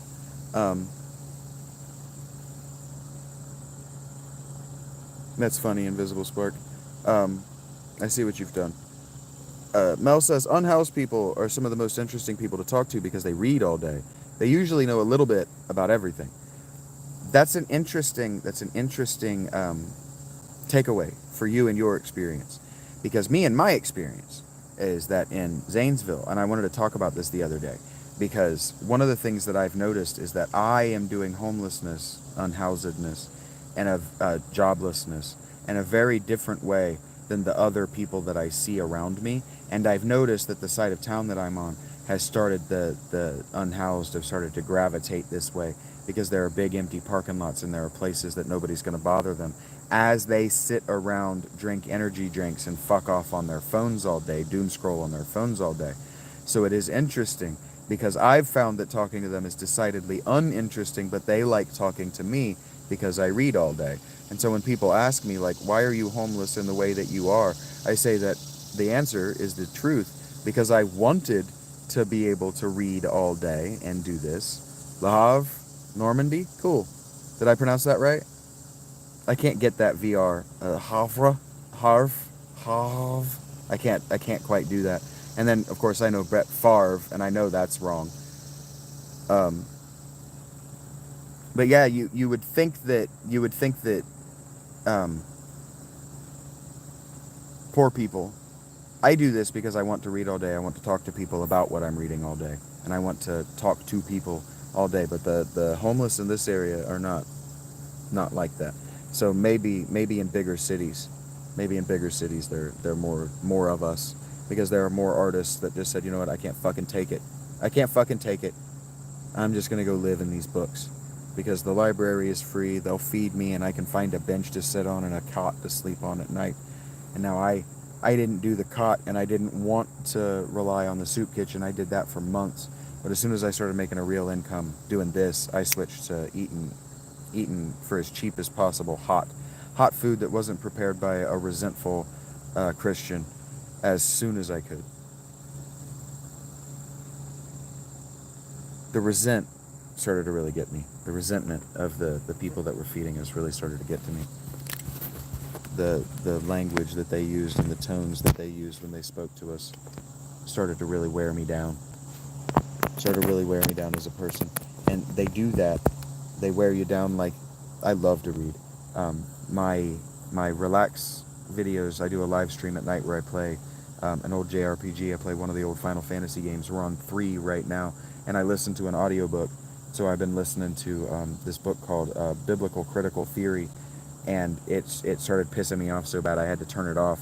And I would have deleted it and asked for a refund if I weren't using it for the channel, so that if I weren't doing the reading and the getting upset out loud about what I'm getting upset about on the channel. If I didn't have this outlet to do that, I would never finish this book. It's 23 hours long, and it took about 45. It actually took him about 7 minutes to piss me off, and it took me about 45 minutes to go, okay, this is a mind fuck that's going to forever piss me off because I'm going to be arguing with it for the rest of my life.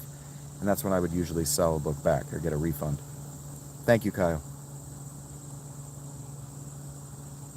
I'm sure that I'll get that notification eventually. Thank you, man. That's really cool.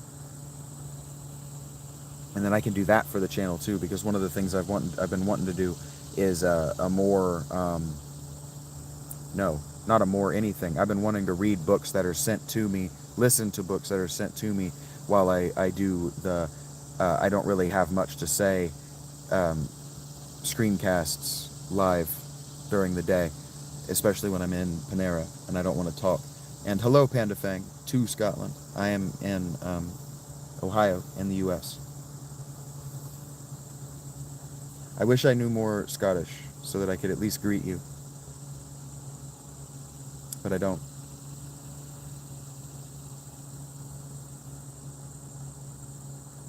Are you serious excited? What's up, yes? Are you serious excited that you got a warrant for library books? I've never heard of any such thing. Did you tell me that you're in Spokane, Washington? Mormons must be fucking intense about their libraries. If that's I believe you, it's a true story, but is that a true story? And if that's a true story, that's bananas.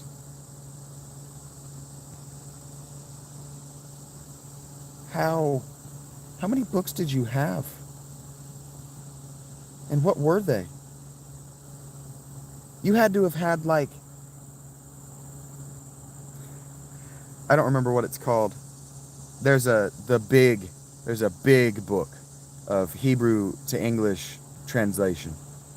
Yeah, he took the whole history shelf. Yeah, you had to have. I don't remember what it's called, but there's this big antique book of Hebrew to English or Hebrew to Greek or whatever, a compendium of Hebrew translation. I don't remember what it's called, but I had just been referring to the internet version of it to do some translation work in the Bible while I was reading Job. I wanted to know what the Hebrew. It wasn't Hebrew, so it wasn't Job. One of the books of the Hebrew canon, Job was written in Aramaic, so it wasn't Job. But I was trying to refer to this compendium of translation while I was working my way through my Bible that's here in my backpack. And I go into the library, and they're cleaning out their archive books. They're organizing because they're going to do a remodel. I didn't know they were doing a remodel, but they were moving all of their expensive, basically, if you're familiar with Lovecraft, they were moving all of their books out of the archives of the Miskatonic Library, right? They were moving their Necronomicon and their this, and they had it sitting out on the shelf, and it was, I swear to God, it's this thick, every bit of 4 inches thick and more without the binding. And then the binding couldn't have been fewer than 100 years old. It could not have been fewer than 100 years old. And I saw it on the shelf, and the librarian was flirting with me. So I mentioned that, and I asked her if I could borrow it for my Bible work that I was doing. And she gives me this look like I am not giving a homeless person that. And I laughed. I said, I am just teasing. I was just trying to show off that I know what it is. Yeah, the ancient tome of mystical knowledge. And I was just joking around. And then I did. I said, I'm not actually trying to get the Necronomicon out of the Miskatonic Library, I promise. And then she had a good laugh because she knew that I was referencing whichever book that is. I can't remember. The one with the old man who has the daughter that he impregnates with Cthulhu spawn using the Necronomicon. That's one of my favorite short stories. It might even be a novella. It might be longer. I can't remember what it's called though. I don't ever remember titles. I'm bad about that. I spent so long reading for personal enjoyment and personal edification, personal education, personal reasons. Yeah, those Lovecraft stories are bananas, especially if you contextualize them to the time. What else was out there in the milieu? What he was writing was unique to say the least. And the racism, the agoraphobia, is something that I just overlook because he wasn't unique in his time for that. His wife, the lady that he loved the best, was unique for being not that. Cosmic horror is awesome. I've been reading Robert Howard recently, the Conan, and I read the Conan stuff last year. I read the Solomon Kane stuff while I was homeless, and then I have his cosmic horror collection in my wish list. I just between me and you, if I'm going to overshare, if I'm going to tell you a truth about me, my heroes tend to be suicides. Like Elliot Smith is one of my personal heroes, and that's really all you need to know. I'm putting on my clothes because it's getting warm in here. I'm about to transition to something else because I just remembered I get to watch a movie today. So I'm gonna go get like a light lunch or something. Maybe go walk around the mall. Welcome back, Invisible. It's good to see you again. Good to be seen by you again. So I'm putting on my clothes because it's warm in here, and I got a potty. So if I can put you somewhere and then mute at least the microphone, you can get a nice view of the grass or the inside of my tent, and then I can go pee-pee. Between me, you, and the fence post. Yep. Between me, you, and that fence post over there, I'm going to tell you something that I really don't want you to tell anybody else. But if you do, I will deny it. That's what that means. I grew up in North Carolina. I love Southern idiom. Love, love Southern idiom. I'm an Appalachian at heart, but just the South is my favorite thing. I find myself when I'm doing voice work, understand, loose air quotes, voice work, because when I watch other people play video games, they don't read the dialogue, so I read the dialogue, and then because of my pathological demand avoidance, I can't quite make myself do a good job at it. So a lot of my characters are Southern. A lot of my characters become Southern at some point. Well, I do declare.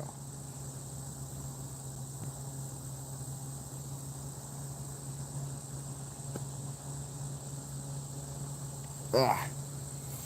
Got new shoes, dudes. I don't know if I've said it on the channel. I've been kind of waiting until I saw my guy Alec again so I could just tell him outright. But the shoes that he paid for, I don't think of the money that is donated to me as mine. And so I don't think of the purchasing that I do as me. I don't think of it as that I bought because it was my work, but it was your money. That's how I think of it. And it's just a way that I remind myself to be grateful every day.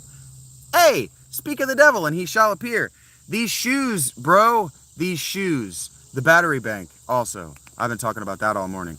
But these shoes, I bought these closed-toe hiking sandals, and I walked 2 miles in them yesterday on uneven ground, half of it uphill.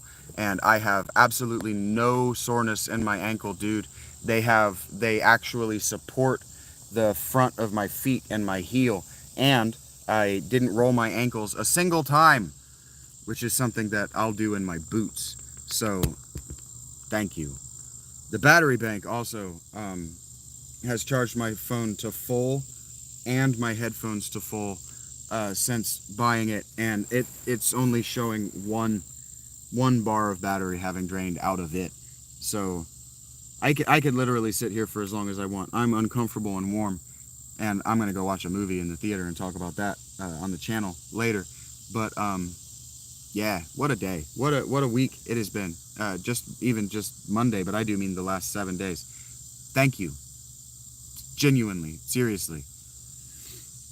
I have been dying to get my feet out of socks since probably May, and the closed-toe sandals that I had were just destroyed.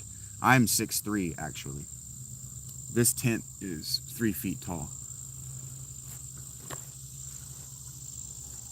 I'm the kind of person who'll just keep saying thank you, thank you, thank you, thank you, thank you, and impressing upon you how important it was to my life, and people get tired of hearing that. So if I just abruptly stop talking about the thing, understand that that's because I'm trying to manage other people's expectations or whatever. 6'2", that's very tall. Wait a minute. Yeah, that's very tall.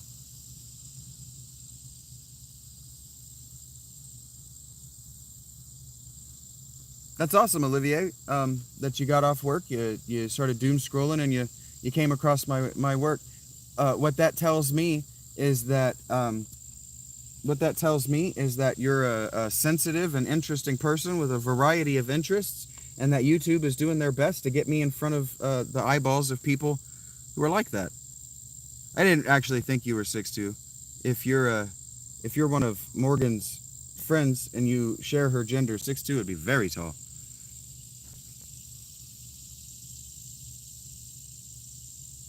Yeah, Mel. I am content. Um, when I was a kid, they used to talk about how money can't buy happiness, and I came to the conclusion that what they were trying to say is that money can't buy contentment, because my dad said something that I've been meaning to say on the channel to me. He said something to me that I found very prescient, very wise. My dad was a dumbass, a truly emotionally and just truly emotionally retarded person. But he said to me one time, because I asked him when I was in 2006, I was making $9 and a quarter, and I was providing an apartment, food, and fun money for me and my girlfriend in Dayton, Ohio. Not in an expensive place to live, but nonetheless on $9 and a quarter. And so I asked him. I said, how do people live? Um, yeah, Mel and Kiara are models. I picked up on that. 5'11" is still tall for a woman. That's an inch taller than the average for a man in the U.S. I'm not saying that that's bad. I'm complimenting you. Um, I asked, how do people feel like they need, and how do people spend more than they can make on $9 an hour? And my dad said to me, he said, it's not that with more money comes more problems. He says the more money you make, the more you feel compelled to spend it on bullshit. And so what happens is that people get into this cycle where they're trying to chase contentment, where the thing that they bought finally proves that the hours that they've worked and the money that they charge their corporation, and that they have prevented other human beings from earning themselves. People ask all the time, well, why don't you, like, ask football players, like don't you feel guilty that you make so much more than people that don't make as much money than you do? And they go, no, I don't feel guilty at all.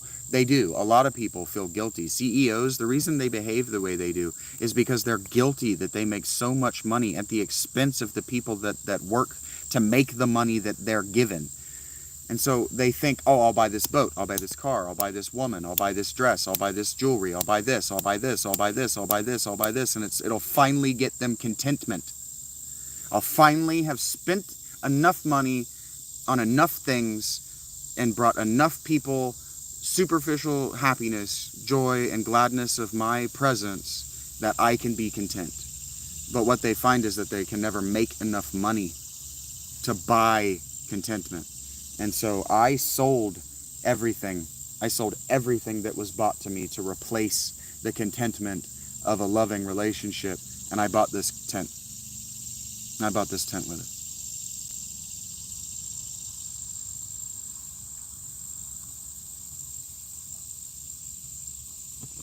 You can do whatever you like, Invisible Spark. You can do whatever you like. You three ladies seem to be having, I don't know why I turned you this way. I have to pee. So, cope.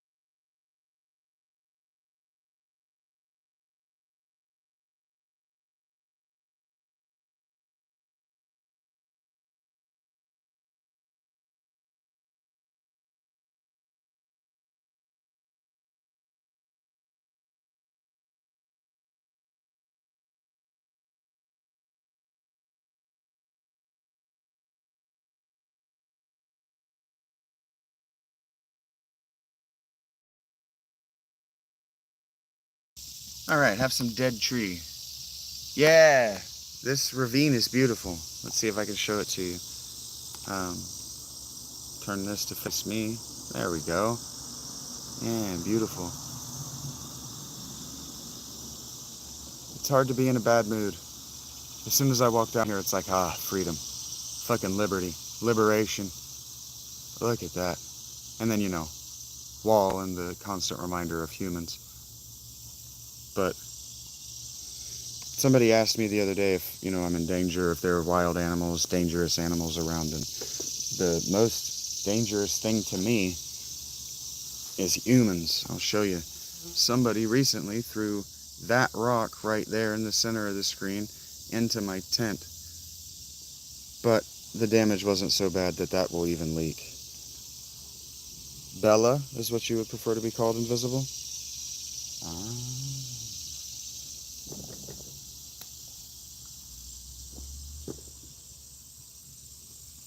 Heard that. Oof. Yeah, it's beautiful down here. Just incredible. And then during the winter, all these tall plants will die, and those trees will shed their leaves, and the hill beyond is just gorgeous. I used to sit down here and listen to the wind literally scream its rage through those trees, and it's hard not to feel boggy. I don't know that I'm inclined to give that to you. Yeah, Bella is what you would prefer I call you, Invisible Spark. I hear you. I got you. I'll try to remember that. I'll practice it. Bella is what you would like to be called, Bella. I don't know what that means, Stream World, but nice to make your acquaintance so far. And it's hard not to feel like you're excluded from the goddess's wrath when you can hear 20 or 30 mile per hour winds that are strong enough that you can see them ripping the dead limbs off of these trees. You can hear it cracking old boughs as it's literally screaming, and your tent is perfectly still. It's hard not to feel like the goddess has exempted you. That's what I chose to do, Olivier. I wanted to find some place just on the opposite side of toxic corporate city life. I'm in a small town, so town life. And it was provided to me. Right here is so perfect, and the owner of this land has given me permission to be here. Good morning, Ghost Samurai. I don't know why Saturday came out of my mouth. Well, Boggy, I'm sure that you know a Nigerian prince who can get me all of my money back. But I don't know you like that, so I'm unlikely to give you that information.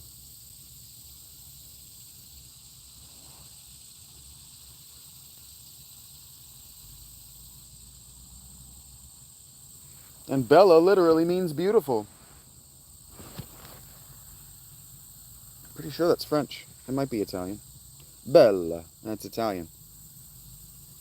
I almost said Canada. Bella.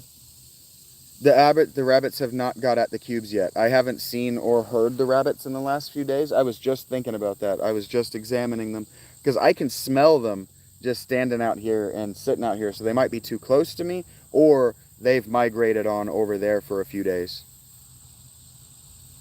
But they have not got at the cubes yet. It hasn't rained either, and they're dry and compressed enough. They shouldn't mildew. They should be fine. They smell good. They smell real good. So I don't mind. Even if they don't want to eat it, the Timothy smells better than the dying grass. I don't know that I have allergies, but I don't know what they are. Huh. Bella Annalise. That's interesting. I know an Annalise. Who I would say no. I am acquainted with an Annalise who comes through my lives sometimes. It would be interesting to me if that were the same Annalise. I'm doing great, ACB. How are you, man? I shouldn't automatically gender people. I'm aware. I'm aware. Trying to get my battery close to me so I can just keep doing this without thinking about it. Glad to hear you're good, man. It's good that you're good.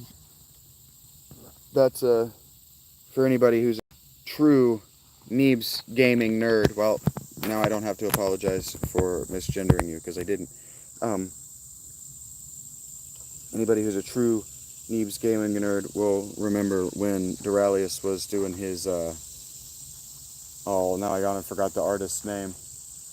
The guy who did the song for Toy Story, he's doing an impression of him for most of the episode, and he asks somebody how they're doing, and they say, "I'm fine," and he goes, "It's fine that you're fine." I call everybody dude too. I call girls get so fucking crazy when you call them dude because they feel like you're friend zoning them. It's hilarious.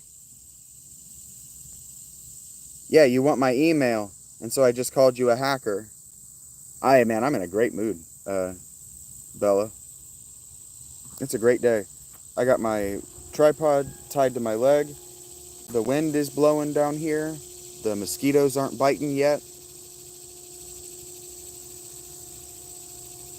That's cool, Ghost Samurai. Dudette for chicks, for sure. I say dudes and dudettes when I'm greeting when I'm greeting a group of people. But like, I don't know, a chick that you know would be open to the idea of you asking her for a kiss. Calling her dude is just funny. It's just funny to me. I had younger sisters, so I like to do things that make girls go, ah, because it's funny to me. Only girls can give you that reaction. Dudes can't give you that reaction. If a dude gives you that reaction, you've done something wrong, in my opinion. Yeah, dudette.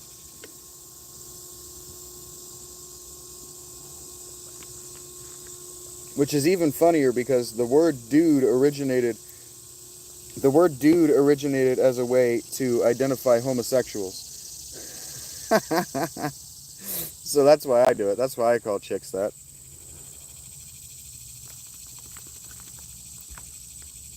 When I was younger, I used to like to do the ha gay to chicks all the time too. Whenever they would do anything feminine, I would call them gay for it. They used to just lose their fucking minds like I meant it. And it's funny every time. It's funny every time. And then they go, "You're manipulative." And I go, "I'm not gaslighting you. I just wanted to see you have an emotional reaction that makes me laugh." What am I looking for now? I need something to stick in my fucking face. Oh, I got a new shirt yesterday too. So that will be, when I leave, I'll be wearing my fancy new shirt. You're in India, Boggy. Yeah, I don't think you're understanding what I'm, like, saying. You want my email? No.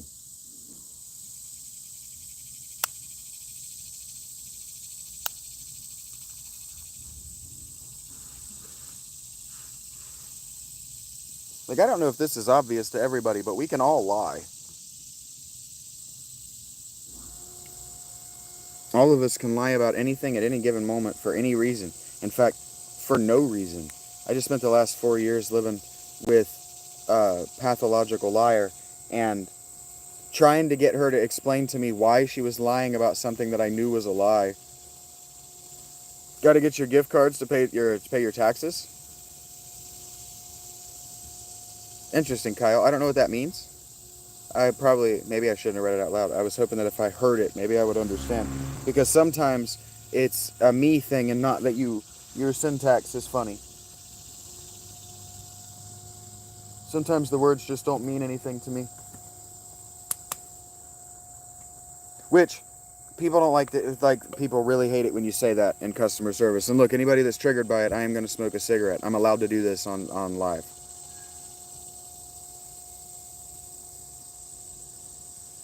You were a gigolo? Like you got paid? You were a fancy boy that showed up for divorcees when they needed a date? I don't know that God has a problem with that, actually.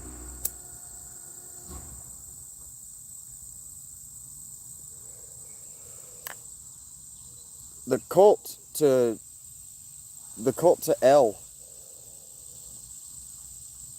when the Yahwists of the Old Testament are arguing against the Eloites,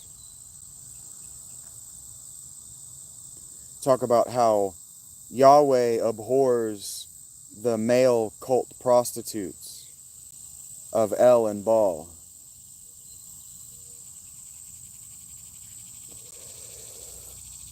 That's what I'm saying. It depends on which God you're reaching toward, but I'm not sure that God or Jesus have any problem with male sex workers. What's up, Agent Leo? I see you. I was trying to get through a complex thought. Yeah, for sure. That's what I'm saying. I'm not actually sure that Jesus has a problem with that.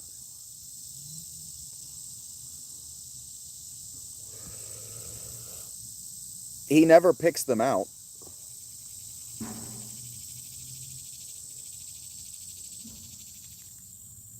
So I'm sure that I'm sure he forgave you while you were doing it.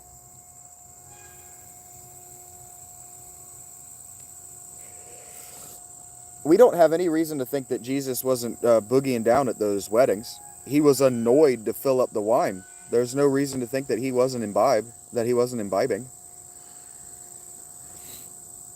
Who wants to have to do a miracle on their day off? That's how he reacts in that story, the water to wine story. If you actually read it as it's presented, the dialogue presents him as annoyed that they're interrupting the party to make him fill the wine jugs.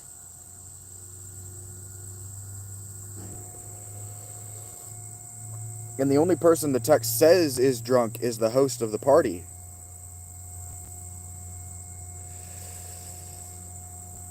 You said when you got off of your job, Olivier asked if I can guess their profession. I can't cold read you guys that well, because I don't ask questions about your personal lives. But when you said when you got off of your job, the way you said it made me think that you're probably in manufacturing. And you told me you're in the Northwest. So you're probably involved in fish.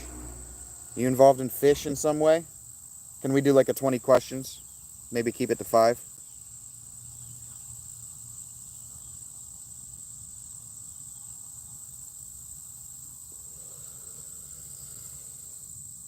I end up talking to a lot of people in hospitality and service,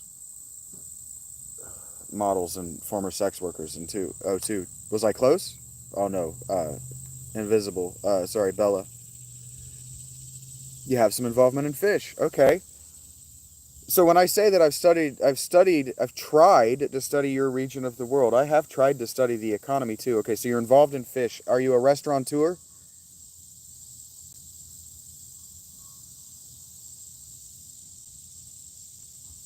Oh gosh, Bella.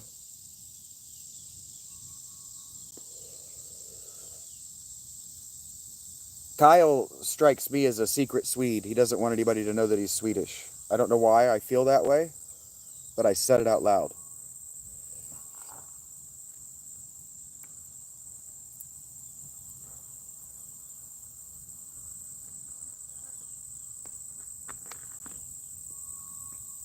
Nice. You work in a restaurant. That's cool. I end up talking to a lot of people in the hospitality and service industries was the only reason I guessed that. That's cool. What do you actually do?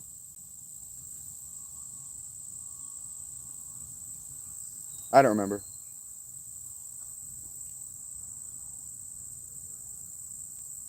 Irish Scots. Thank you for understanding I was teasing. Just joking. Irish Scots, that's cool. You a redhead? Assistant chef. Is that a sous chef? That's cool. Chefs are some of my favorite people in the world. I don't know if you've heard me say that on stream before. I know you haven't, in fact. But chefs are some of my favorite people in the world. They are always a good hang.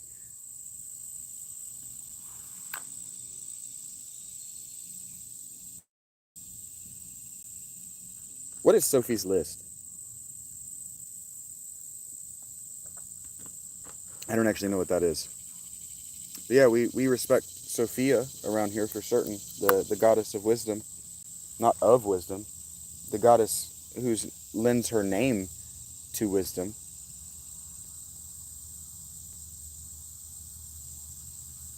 And I haven't said it, and so I'm sure that I've lost some. The work is mostly boring. Yeah, well, yeah.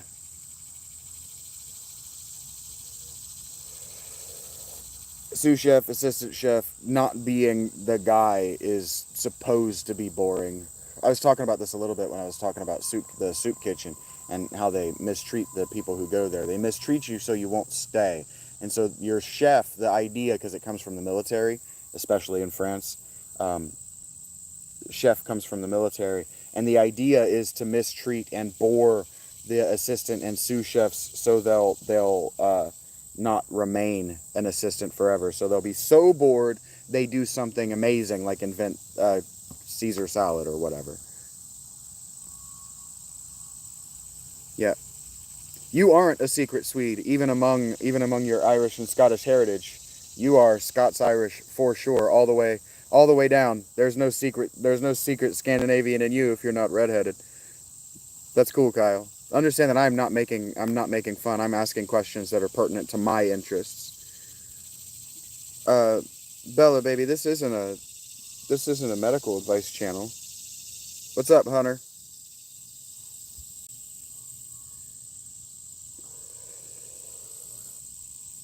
Sorry, Kyle. I was responding to. You're right. I was responding to Olivier, like he said the work was boring.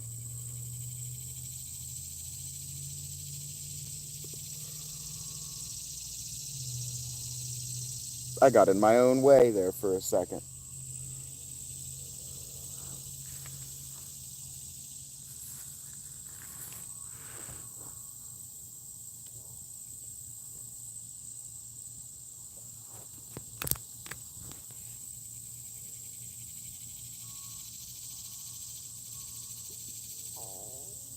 You're not a secret Swede, for sure. Definitely not. For sure, definitely not. I spend a lot of time reading because I'm writing in the Viking Age. Uh, so I'm deeply interested in how the British Isles became what they are today.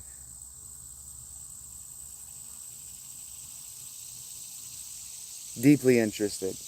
I'm not one of those Americans who's all I know my genetics and I claim to be Scots Irish or whatever. My family do that, but I don't. I don't know anybody older than my grandparents. I don't. We don't have a history. All the men in my family were vagrants before my grandfather, or both of my grandfathers. So I don't know.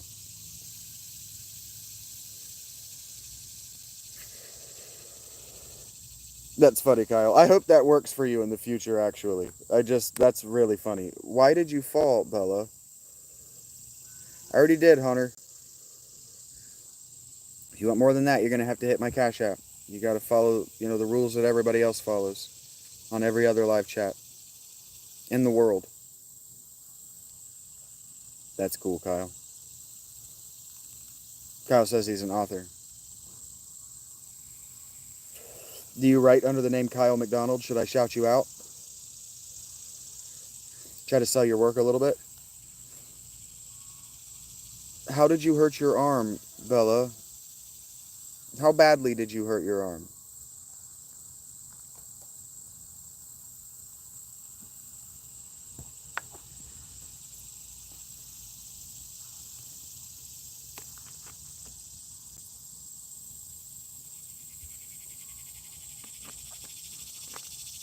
KJ McDonald?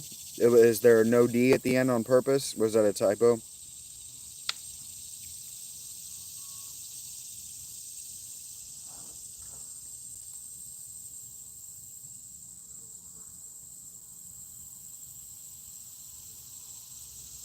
Cool. Check out KJ McDonald's work. There's a Kyle in every party. Cool. Check out my guy's work. He seems chill, and he's not a secret Swede, I swear. Or he swears. Cool.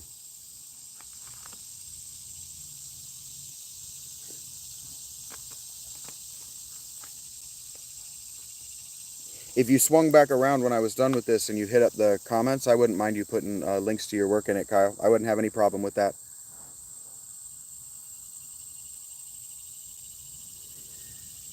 Bella, darling, do you have access to ice?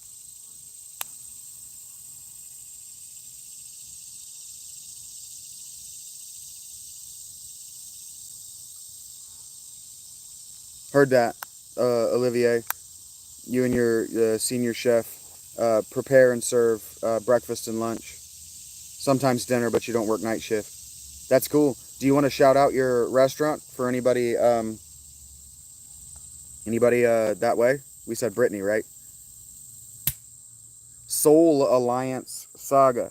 Cool. I think I've seen you on Twitter. Are you in the writing community on Twitter, KJ? I've probably run across you before. You hurt your right hand? How bad? Are we talking like you broke something? Did you hear a noise when you heard it? Salvation and forgiveness, the collector. Cool. Yeah, check out my guy KJ McDonald. He's a writer and author of sci-fi. Um, and making a living as a writer is maybe the most difficult thing to do in this economy. So help my guy out. If you were thinking about throwing me a buck or two, maybe buy one of his books.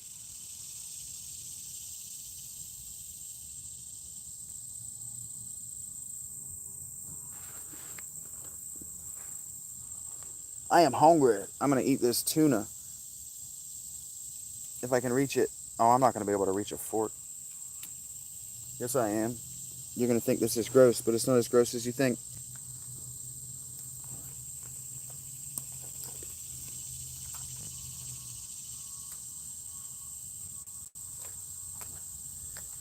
Hunter, I already said your name.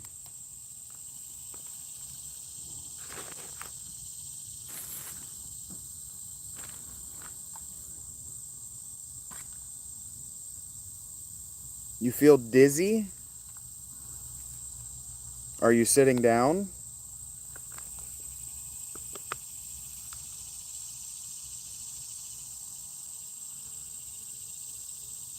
No, Vito, that's not why I'm homeless.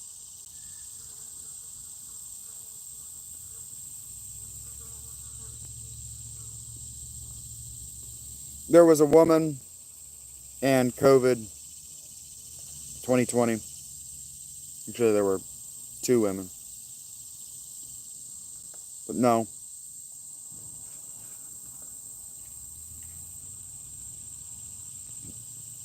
I have 15 years of management experience.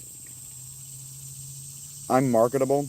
I could walk into any of these stores right now that are hiring and make the general manager extremely uncomfortable.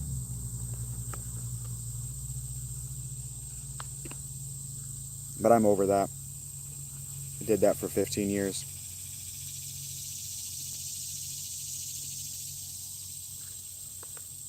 Le Grand Quai, is that how that did I get the Le Grand Quai? I'm pretty sure I'm pronouncing the last name wrong. Quai. That's where my guy is sous chef in the mornings. If you're in Brittany, I know it's a province, but if you're where he's at, you should go check my guy out. Why aren't you sitting down, Bella? Sit down. If you're dizzy, sit down. Or go get a glass of water. Sip it, don't chug it. Bring barely enough water across your lips that you're drinking anything. Sip it, hydrate your mouth.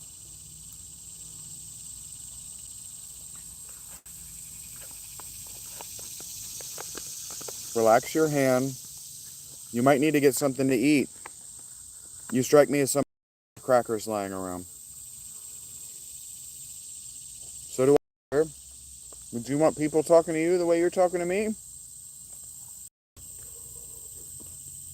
Hmm. Yeah, I've been homeless long enough. I didn't realize that I was eating while I talked to you. You're not gonna die. You're gonna be all right, Bella. I promise you'll be fine.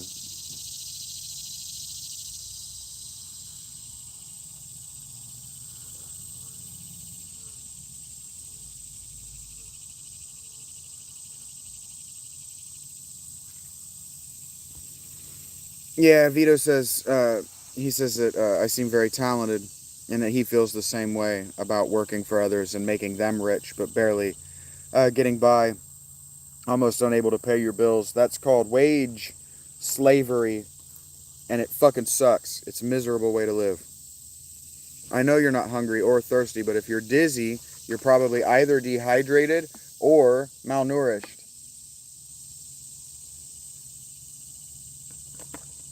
You didn't say that you hit your head when you fell. If you're concussed, you need to be calling 911 and you need to be in an ambulance and you need to be seeing a doctor. But if you just fell and you have a little boo-boo on your hand, you need to get some water and you need to sip it because you're dizzy, because you're dehydrated. Doing all right, Hunter.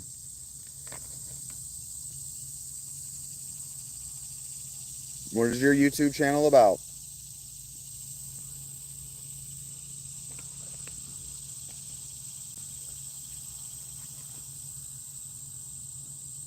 Ghost, it's not a good look to be thirsty, for sure. For sure, it's not a good look. Though they're either going to take advantage of you or lose interest in you because you're too easy. Women either want to be chased after or to feel like you're not giving them enough attention.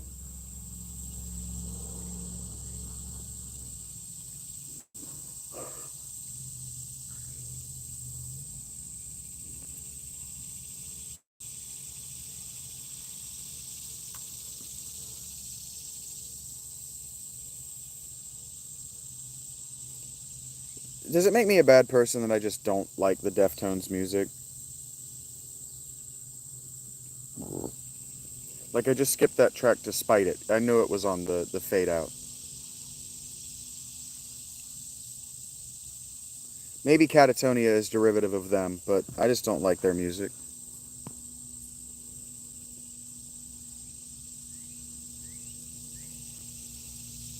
Master Tech, 29 years, you and your boy. You said Alabama, right? Did I get that right?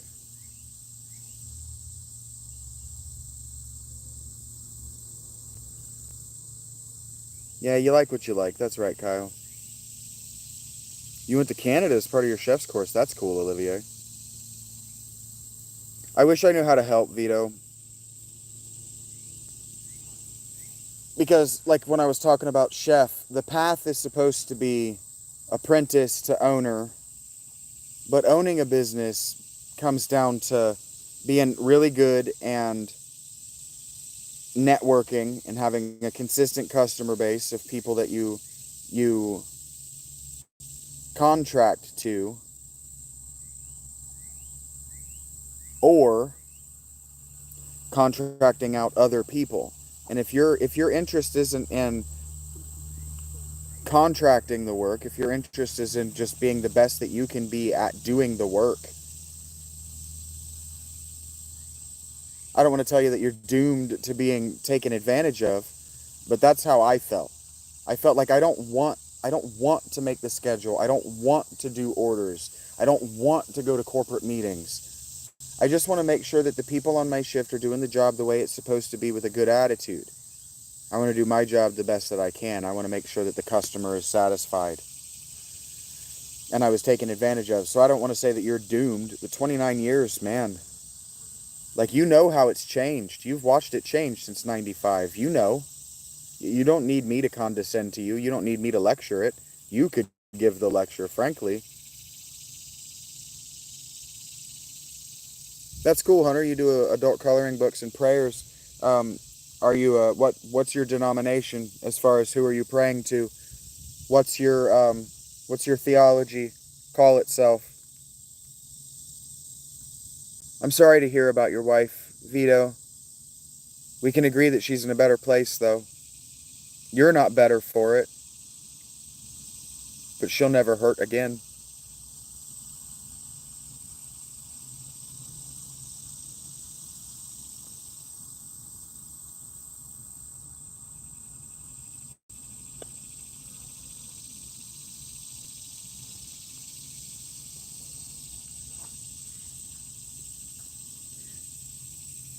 Uh, Ghost Samurai was class of 98, and he says that the 90s were great.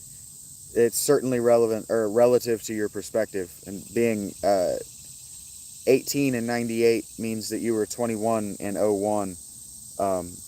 So that means that you got to experience the transition from 80s cartoons into 90s cartoons as a child who understood what you were watching, and then you got to experience all of the music that was being made for young adults as a young adult. So yeah, you would have loved the 90s. Absolutely believe that. Yeah, that's what I thought. That's kind of what it sounds like, Vito. You sound, if you follow football, you sound like Trey Hendrickson to me. Like you've been busting ass, killing it for the company, being underpaid, and they keep telling you, oh, yours is coming, yours is coming, yours is coming, and then yours is never coming, is how it feels like to you. That's what it sounds like you're telling me. Christian prayers, that's cool. So how do you do it? Do you color and pray at the same time? Do you do the coloring video and then narrate over top of it, Hunter? Okay, well, if you broke your wrist, you need to talk to a doctor, not me. I'm not a medical doctor. None of us in here is going to be able to help. We can't see what's going on. If you hurt your wrist that badly, Bella, you need to see a doctor. Can you afford an Uber? Can any of your friends pick you up? Yeah. We have different opinions. I'm just a little bit younger than you, Kyle. I'm class of '05. So we have different opinions on those things, but I understand where you're coming from. I'm not telling you you're wrong. I try my best to be charming. I don't remember saying something smartass, Ghost Samurai, but thank you for understanding. I'm not trying to be a dickhead. I'm just clever. Okay. What do you do for audio during your coloring books? I'm not inclined to watch them, but I am trying to help you sell your work. Class of '07 in here? Ari is class of '07.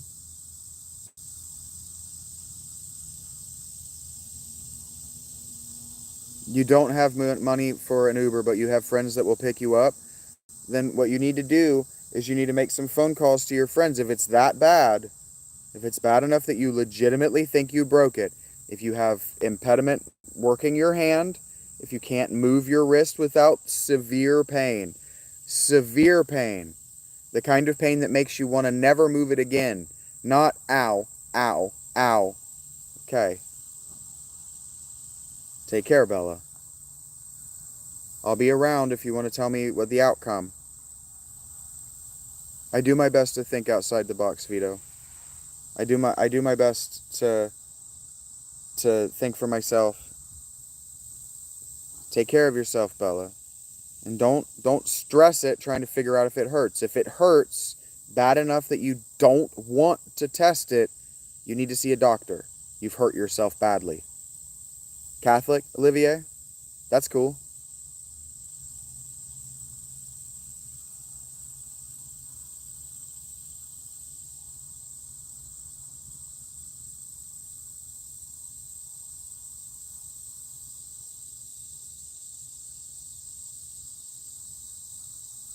Okay, so you go live while you're doing this, Hunter? That's what you're telling me is you go live? So you do basically what I'm doing, but with a more visual element? Eventually, I'm going to figure out how to do a setup where I can do macrame while I'm doing this. So there's not quite so much pressure on either of us for me to be constantly interesting. I'll give you a visual element along with this. Yeah, you go live. Okay, so your prayers are shorts then? Is that what you're saying? Or do you go live for your prayers? You have the two things that happen together. I punted the box over the wall, Kyle says. I punted the box over the wall, Kyle says. That's funny. Yeah, I gave up on the box in like fourth grade. It just didn't make sense to me. That said, the only SpongeBob episode that I was ever able to gel with, that I ever was able to watch all the way through and be like, yep, I'm glad I did that, was the imagination episode with that fucking box. So Okay, so you go live for your prayers. Do you cut your lives for shorts, or are your shorts thematically the same thing? Do you read scripture? Do you comment on scripture? Do you share testimony? These sorts of things?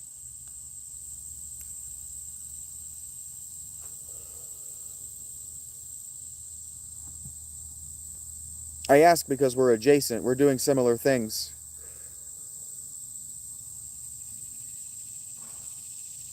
The people who are doing similar things to what I'm doing don't tend to get along with me, but I am trying to find people who do similar things who get along with me so I can sell their work. You read scripture? That's cool. Do you have a favorite book from the biblical canon or the Apocrypha, the non biblical canon? I really like the Didache as far as Apocrypha goes.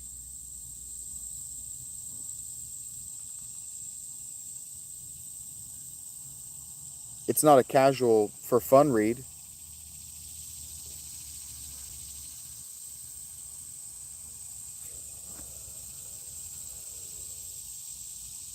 I'm going to be thinking for the rest of the day about what my favorite book is. Yes, Kyle. Kyle makes a. I'm going to read this out loud, Kyle, because this is a really good idea and I highly recommend it. I did this. I did what you recommended with Twitter for 2 years to help me get briefer in my sentence structure. Kyle McDonald's, KJ McDonald, find his work, buy it. Says, I thought about doing shorts or going live while I write my book to help get past writer's block. Because if KJ, if you don't mind me calling you KJ for the purposes of this, if he writes in the same way that I do, what happens is you'll find yourself thinking about something and being like, I want to write about that, and knowing it's not your book, and then not writing anything. And so Twitter as a writing prompt, just getting on and doing those thoughts real quick as clever little writing prompts, 250 character writing prompts, or shorts. Shorts helped me tighten my Shaggy dog storytelling cycle. You don't have a favorite book? There's nothing wrong with that. You strike me as 16. No, nothing wrong with not having a favorite at that age. People ask me what my favorite about things are, and I'll go, well, I haven't engaged with that enough to know, but I know I like it a lot. And then I have tiers of favorites because I'm autistic enough that favorite is relative to me. And all of my friends were girls growing up.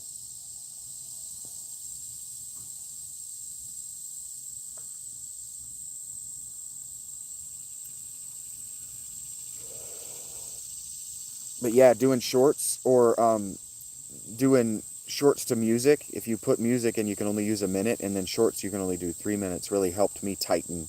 Really helped me tighten my address, what I'm saying, getting how do I want to say this? Getting from stating my premise, which used to take me 5 minutes, getting from stating my premise to supporting my premise in 3 minutes took me 10 months to learn. The same flavor of autism. I had a feeling. People who like me tend to be aware of their flavor of autism, and that's why they like me. It's not so much that they recognize me in them as they know themselves well enough to know that I am not trying to take their thing away. I don't want your thing. I want to appreciate how much you like your thing. So I would highly recommend that. I would highly recommend. Even if it took me, you got to understand, it took me a full calendar year to get 50 follows, and it stagnated at 22, and it did require me just going live in shorts going, please God, all I want to do is go live. I'm homeless now. It's been a year. Please just give me the last 28 follows. So it does take a lot of that. It takes a lot of that, um, if that's what you're trying to do. But if you're just trying to do it as a creative outlet, people will find it. They'll find it and they'll love it. Like Hunter. Hunter is using YouTube as a creative outlet, and like he says, when people are there, he engages because people find it.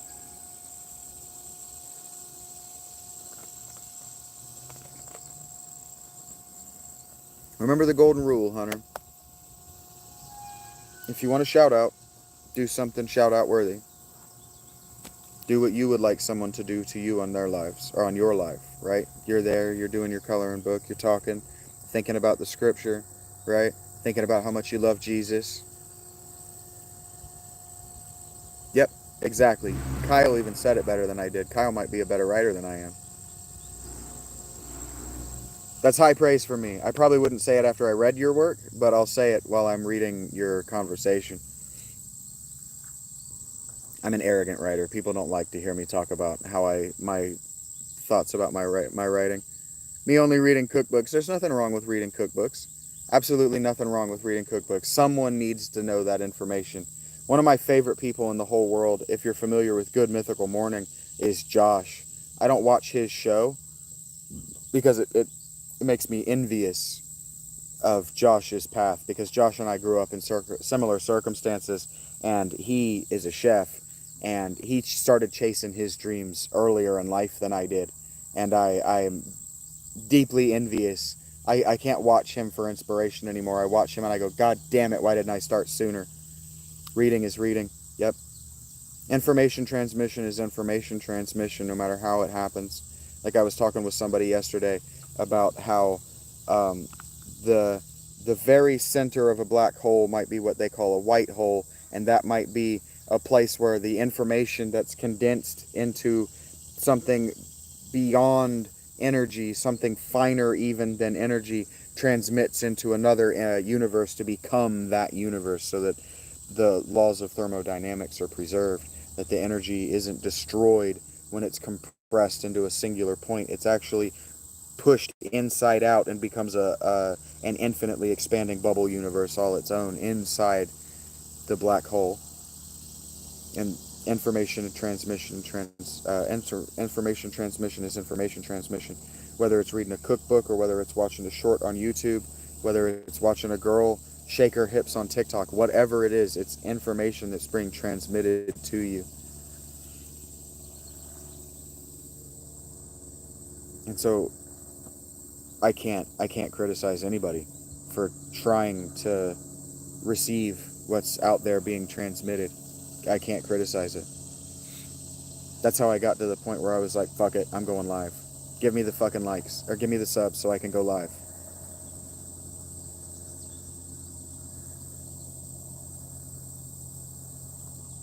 It's nice to make your acquaintance, Ghost Samurai. I'm glad we stuck it out.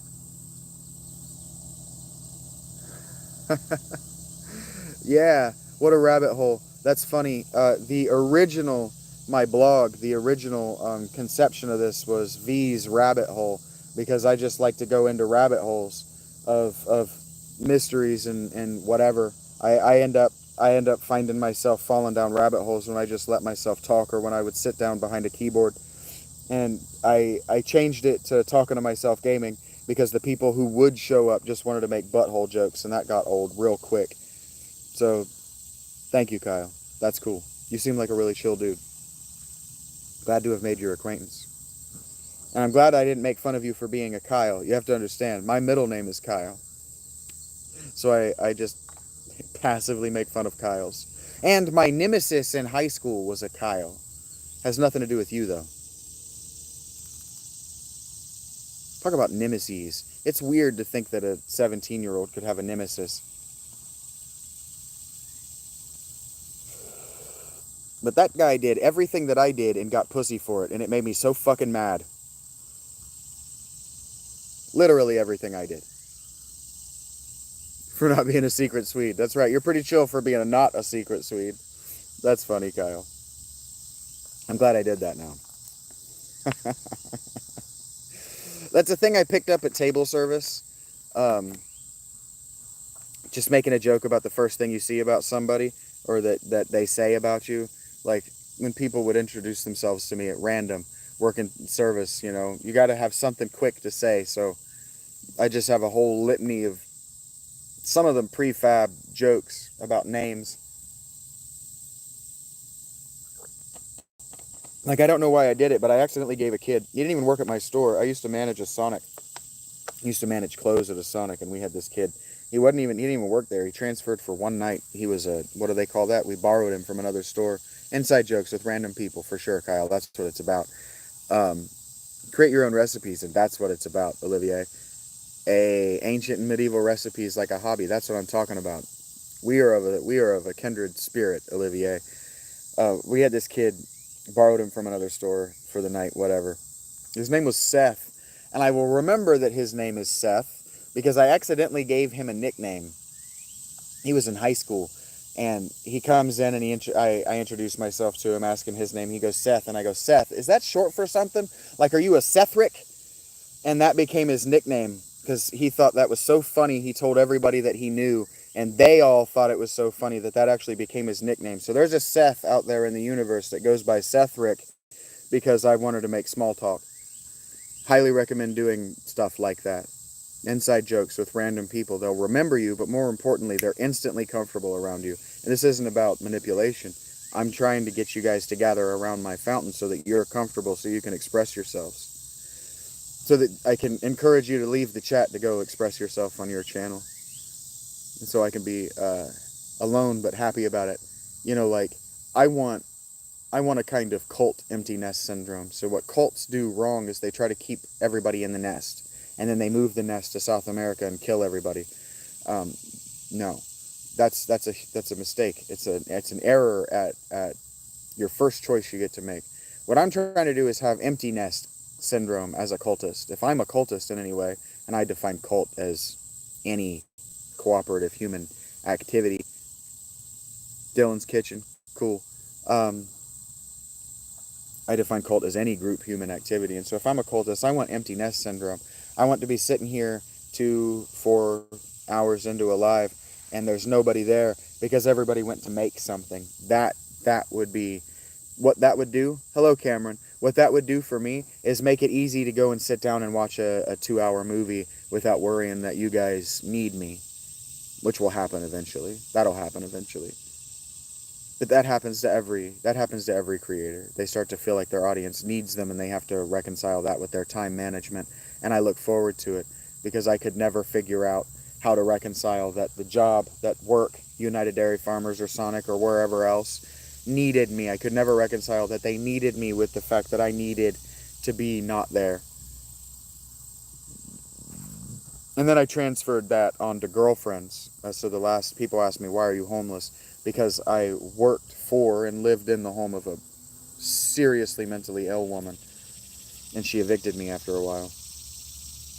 Because I gave up on everything that she wouldn't participate in. Blessed are we the secret Swedes. Oh no. Oh no. Oh no. Thank you for that, Kyle. Oh, that's cool that Olivier and Kyle share this Dylan's Kitchen. I'm unfamiliar with Dylan's Kitchen. I had an ex-girlfriend who was really into binging with Babish. I'm sure everybody knows binging with Babish. I don't know whether it fell off. I actively stopped paying attention when he became about how rich he was. That really started to bother me. It always bothers me when creators, people who start from nothing because they had a good job and they wanted to do something a little bit more with their life, have to also justify how much money they're making with the thing they're doing because their parents don't love them if they don't have the same job their dad did. It starts to wear at me. I can't watch it every day because I can't empathize with it without starting to feel judgmental. I just lose interest in the people because you like the content and then you start to think, oh, I trust and I'm comfortable with this person enough to allow myself to like them. And then it turns out, oh, they were only chasing that fucking platinum plaque all along and I got fooled. Bradley Hall got me with that. When 72 Seasons dropped, Metallica's record, and he starts talking about how Kirk Hammett sucks at guitar now, I'm just like, I'm out. I gotta get out.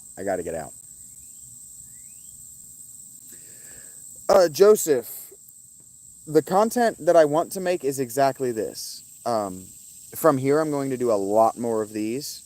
I did these very intermittently because the people that I engaged with were very negative and that wore on me. It took me about 6 weeks to get over it. But I've gotten a lot of support. Beyond the financial, I've gotten a lot of support. And so I can do this without worrying about my battery for a considerable amount of time, which means this. I plan to do a lot of this. I have received a donation to go to watch a movie, so I plan to do movie reviews, which are going to be very spoiler heavy. Cope. I believe that spoilers are a part of selling movies to your friends. So like, I'm gonna forget who it was by name now, and I'm learning. I'm doing this, Joseph. You asked what kind of content am I going to be doing? I'm going to be doing the kind of content where I can remember people's names at will. But I was talking earlier with a guy, and we were talking about we were bonding over movie memes, and he said that he would enjoy my company out in the Wild West because I'm a storyteller, and that's where the Shaggy Dog Storytelling Convention comes from. It sort of popularized was in the Wild West, and I said, "Oh, okay, you want me to be your Huckleberry?" Because I haven't seen that movie. I quoted a movie, and he says, "No, I don't want you to shoot me in the face." And so, if I had known that quote, because somebody had spoiled the movie and told me he actually shoots a guy in the face after he says that, I wouldn't have used that quote. So I think that spoilers are actually key in getting people to watch movies. I'm more inclined to watch Tombstone now. Ooh, Olivier.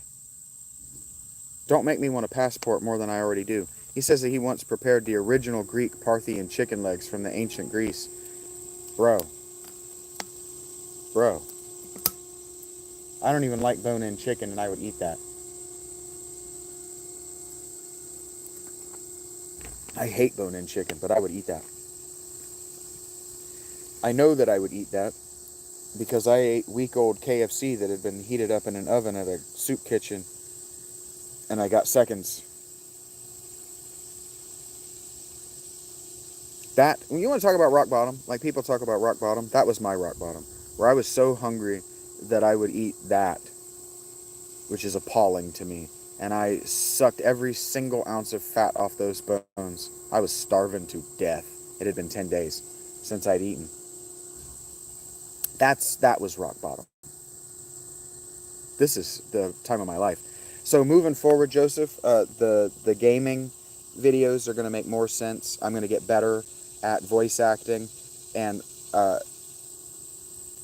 it will not be long at the way that the donations have been rolling in before I'm making enough money on Patreon where I have to say, okay, I got to spend this money because I'm not making enough money to go to an apartment. So I'll have to get a waterproof case to keep outside my tent, to keep a laptop and a Switch in, because I have enough power now to keep a laptop and a Switch alive so I can make um, gameplay videos of more recent releases.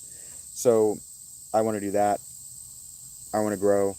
I would really like it if I could get some support from um, visual artists and voice actors to make the Last Sandcastle and my novel series, the Memoirs of the Fulcrum of Fate, a thing. I have a lot. I have more ambition than skill as far as what I want to do with this channel, Joseph. I over answered your question, but does that answer your question? And is that Joseph? Am I hitting that Z? I just noticed that was a Z. Is it Joseph and is it Joseph?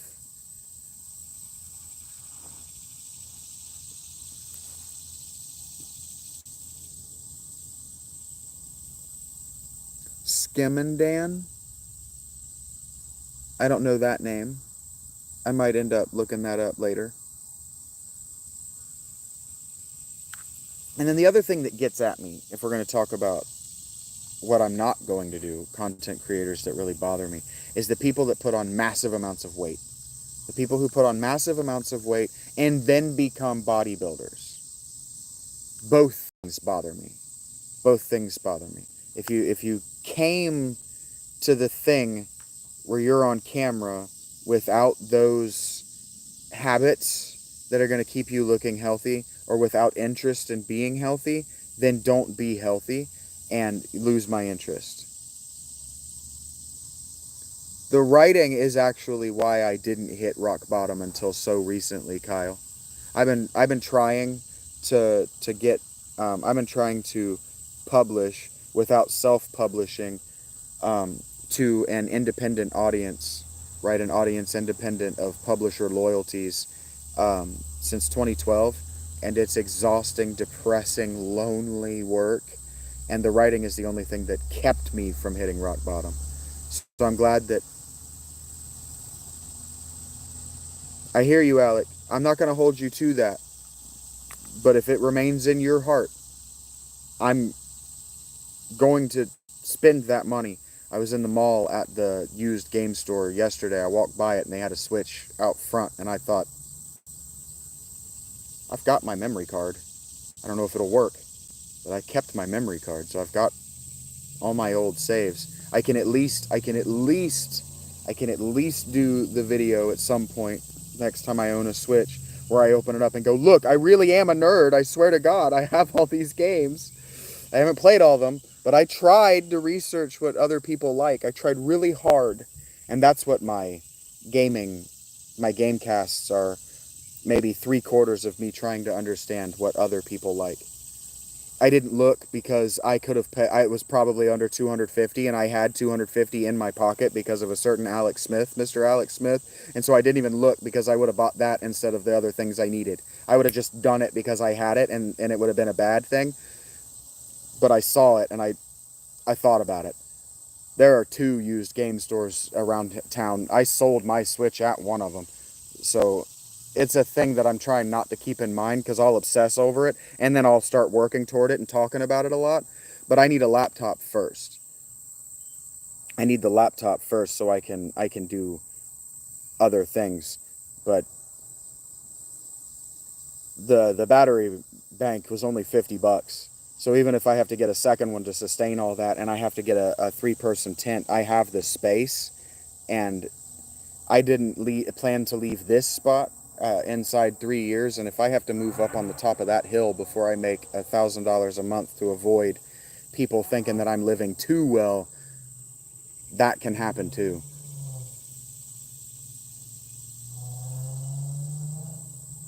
Live chicken had chop head gut and eaten up pretty time in that. I hear you, Jamie. I'm having trouble. You stole a live chicken. You had to chop the head off, gut it, and eat it. Not a pretty time in your life. Feels like yesterday. Yeah, that right there is called that's called a flash point, a flash memory. Normally, Alec, I would tell people not to boss me around, but you get to boss me around a little bit. Heard. Thank you for the interest. Yeah, Jamie, that's called a flash memory. And when you're on the stand, if you had to testify in court to that flash memory, you're an unreliable witness. But every time you see a chicken, you're a reliable witness in that moment. You understand what I'm saying? I understand what you're saying, Jamie. I really do.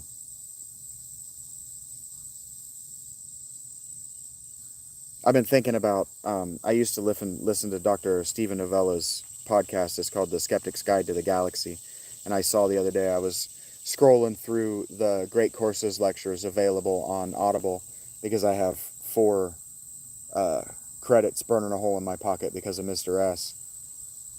Money does that. It's hard for me to save because the money it really does start to burn a hole in my pocket. Um, so I have to move it around to where I can't touch it and see it and think about it. But I went ahead and bought 4 credits, and I was scrolling through the great lectures, seeing if there was anything that caught my interest enough for an impulse buy. And I saw Stephen Novella has a great lectures course called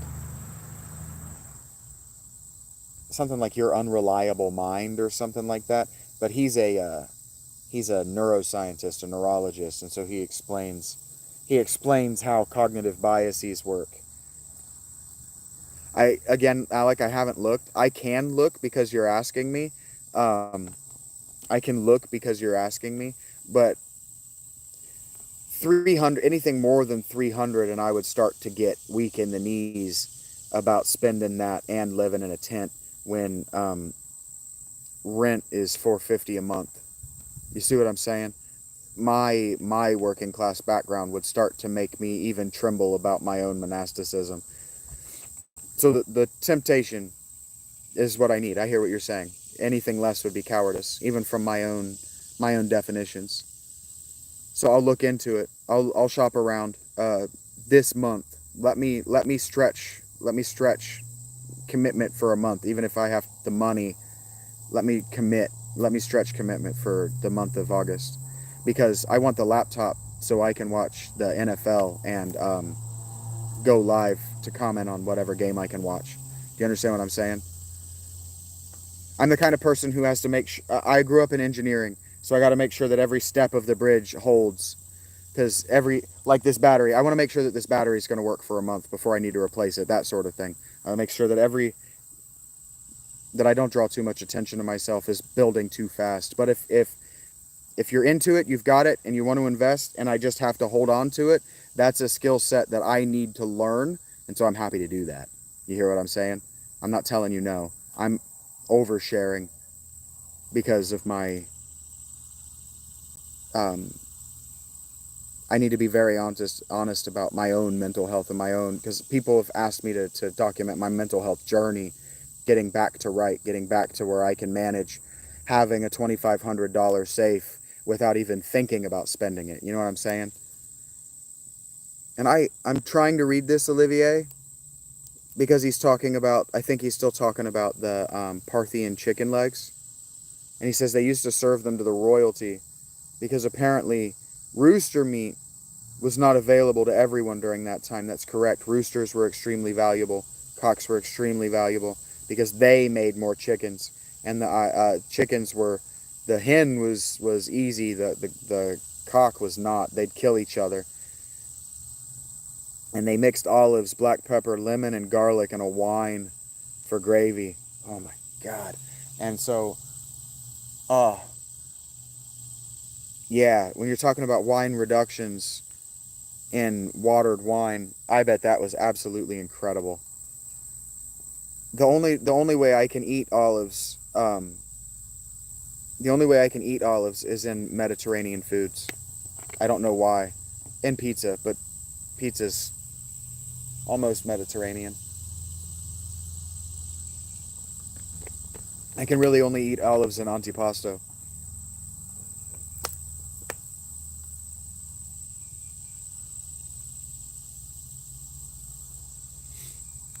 But yeah, the Switchcast is something that I want to do.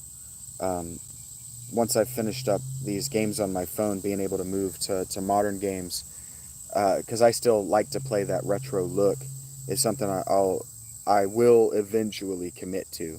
I want to make sure that everything is waterproofed and I'm not going to destroy anything by bringing it into this environment. But I see people now that I'm gaming on my tripod at the Panera in public who look, and I see them think, that's a really good idea. And that's what the Switch, the original Switch, was for. And so I'm not trying to get a Switch 2. I'm not trying to spend $500 on new technology. But that's what the original Switch sold itself as, and I never, ever, ever saw anybody using it as that. And I don't mind playing single player games and gathering people to watch around me. So if I were able to get people to gather around me, even at the Panera, to say, oh, cool, you're playing whatever on the Switch, that would be a big plus for me, I think, just for American culture, for world culture, to normalize that games can be a conversation piece too. They can be art. It's just an art that you have to engage with over the course of sometimes hundreds of hours.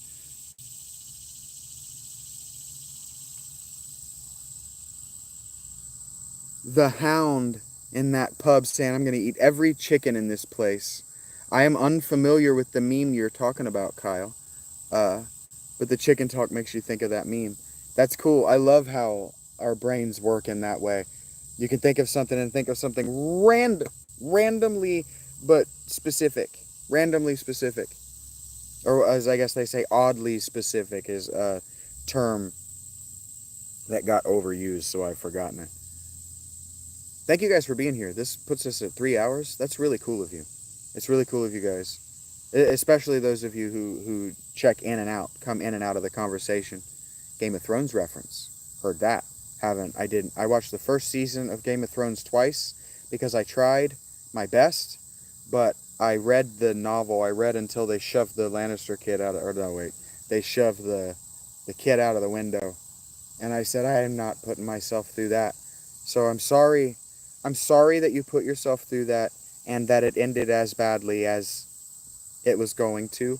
And I'm not I'm not that guy who pats myself on the back for skipping out on it in public. When you're not watching, I'll be going, oh, thank God. Good job. But it was fantasy fiction on television. We were all so excited about the idea that it was going to happen. And then it became to me an incomprehensible mess of nipples.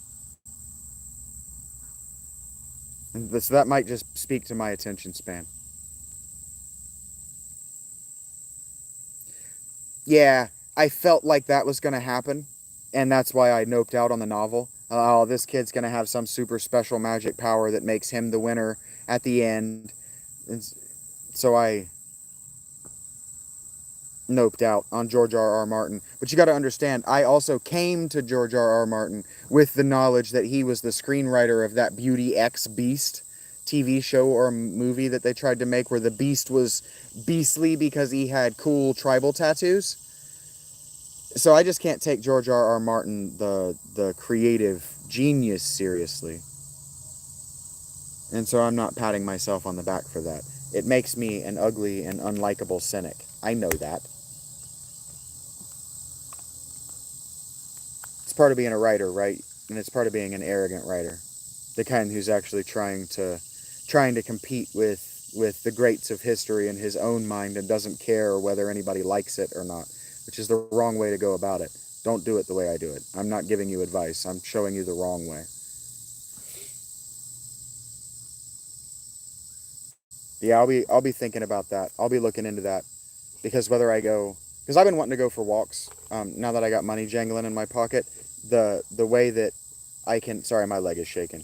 The way that I can avoid spending that money that's jangling in my pocket is I can walk to place rather than online shopping. Because by the time I get to place, I'm going to be so wet and not want to be in place that I'm not going to also want to impulse buy in place.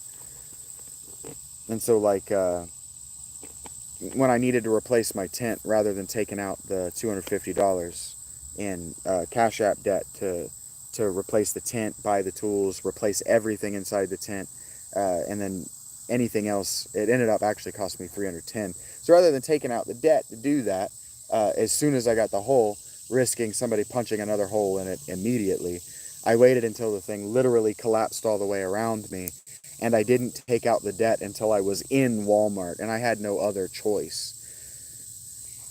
And then I actually documented this. I took a video of it. I had planned to go live, walk all the way down there about how I was going to manage the money and how I was going to organize it and what I was going to get and in what order I was going to put it in my cart and scan it.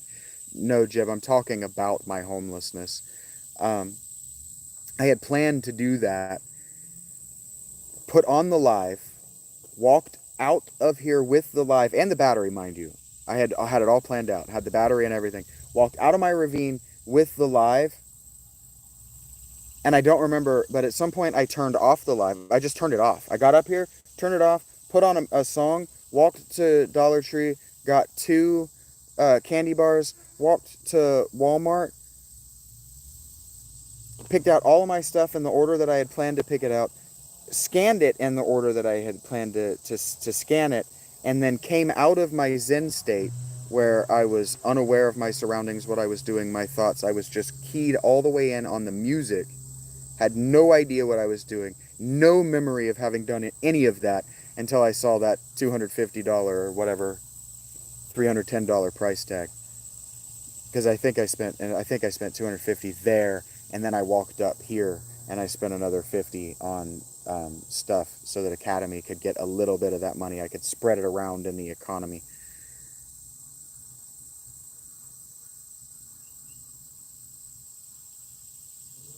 That's so cool. I was really hoping you would tell us about that, Olivier, the VIP customer service schedule at his restaurant. Olivier, I don't remember the name of your restaurant, but Olivier he's an assistant chef, is how he called himself in Brittany, France, the north of France, and the way I asked him, my first guess of what he worked in was whether he works in fish. So I'm assuming they offer fish there, but he says that they offer a VIP customer service schedule where the chef cooks the food right in front of the customer while also telling them the story and the history behind the food. That is one of my very favorite things about European, specifically Italian and French, specifically French high class cooking, that I wish more American kitchens offered. I suggested that. Every chef I've ever worked for, I suggest that he offer that, and they all said that they wouldn't because the American audience wouldn't do it.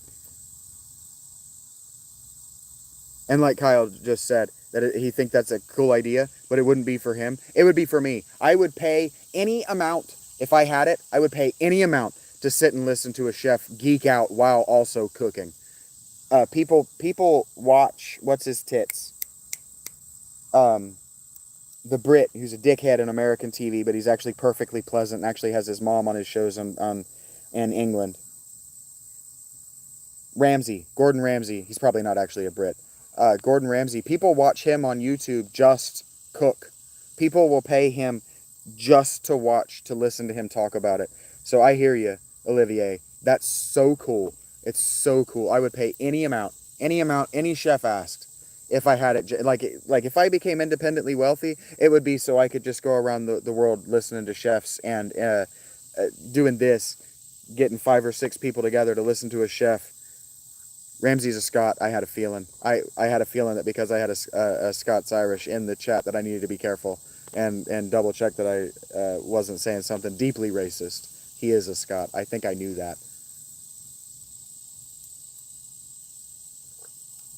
Not a Brit. I need to be careful when I say that because I'm not always speaking to Americans who don't know the difference, and I do know the difference. I promise. I know there's a difference.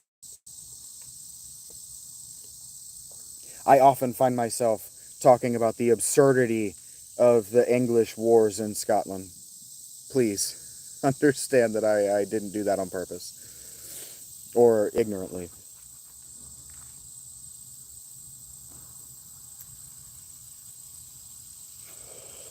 I know you're cool, Kyle.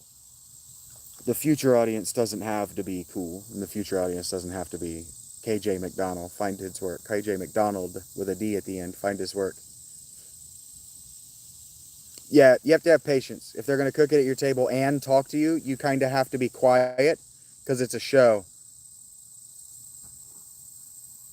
Yeah, Gordon Ramsay. I brought him up as an example of why people should pay you to listen to you talk about your craft.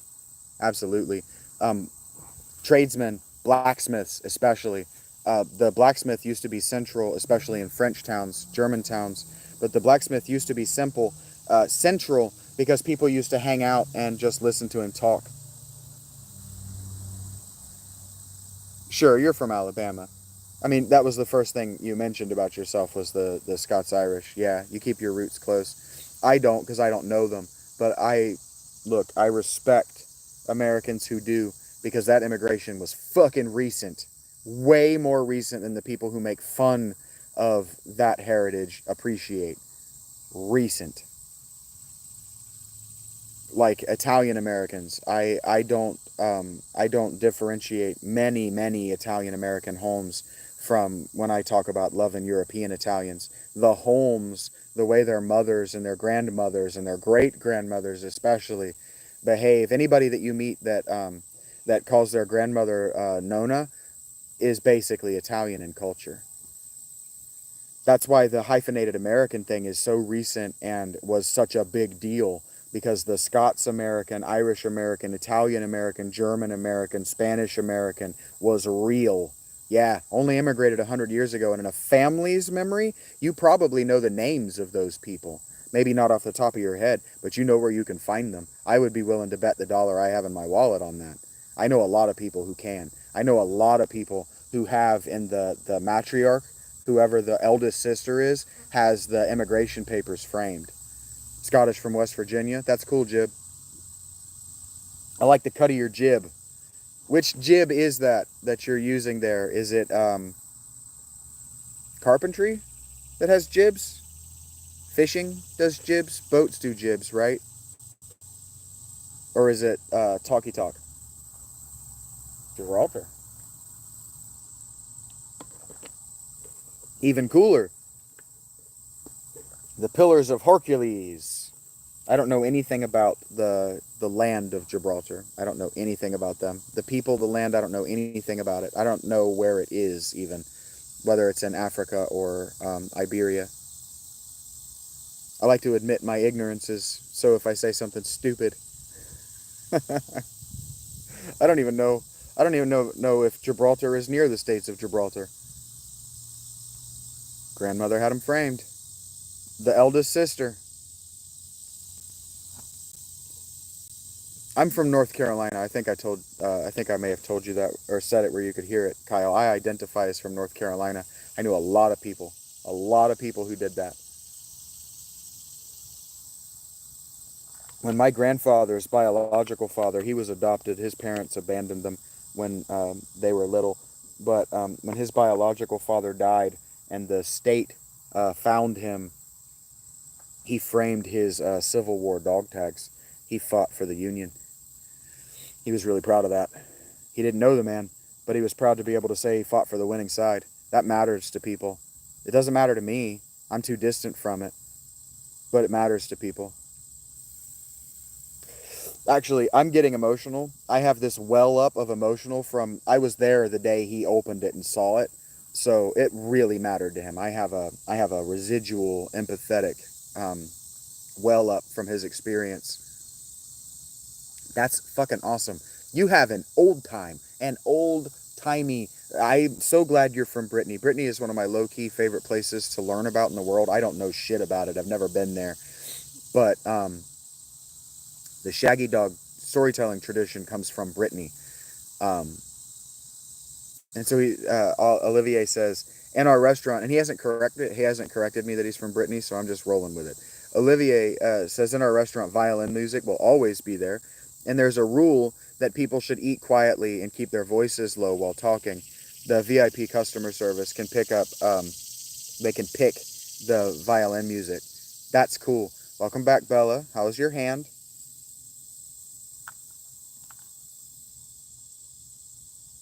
Violin while you eat. We think of it as Italian because of uh, Lady and the Tramp. My brain wanted to say Beauty and the Beast. Lady and the Tramp. We think of the violin music, the checkered tablecloth, as Italian, but that's a Northern French convention. It started there in the Middle Ages.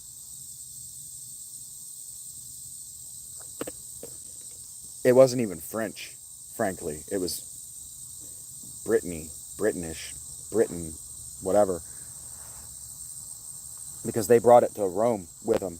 That was part of why they Romanized so quickly, is because Rome loved their restaurant tradition, their hospitality tradition of music and chill vibes in public. Enjoy the food, enjoy the atmosphere, enjoy the performance of the music. I've tried a couple of times to serve in places like that, and Americans don't get it. They try to talk over the music, and it's really annoying. Piano and violin. Olivier says that their piano and violin are always active. That's so cool. That's so cool, man. I love that tradition. I nerd out about restaurants. I love the hospitality tradition. I hear you. I hear you, babe. I'm not ignoring you. I gotta get those out. You said bad. You said not good. You want to talk about it? What's wrong?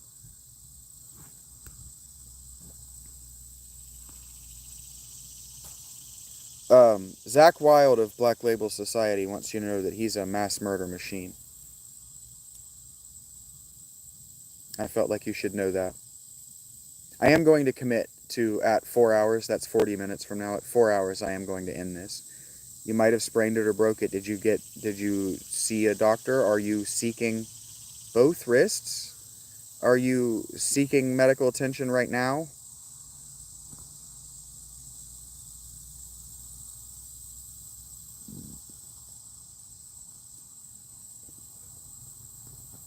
I like jazz if it's environment, but I don't seek it out, Jib. You're in the doctor's room right now. I'm thankful to hear that. Do you have insurance, Bella? What's up, Faraz? Sorry, I'm never gonna pronounce that correctly. You see what's up, bud? I'm hanging out with passersby and my new friends. Um, I'm gonna try to pronounce your surname. Please forgive me because I don't know your. Okay, now I know your ethnicity. So, Firuz Kuhi is the H that glottal stop that I can't do. He Faraz. I know Faraz is correct, especially now that I know that you're Iranian. I did not know that you're super proud to be Iranian, but I am happy for you that you're proud to be Iranian. Let's not denigrate other nations as a part of that. I've tried to learn how Persian pronounces their vowels. Iranian food is so good. Thank you, Bella. I know you guys don't love to be called Persian anymore, but Persian culture is something I've tried very hard to study and understand as distinct from Babylonian and Sumerian. I know, Seawag. I know. I'm aware that there was a whole war and a social revolution over Iranians not calling themselves Persian anymore.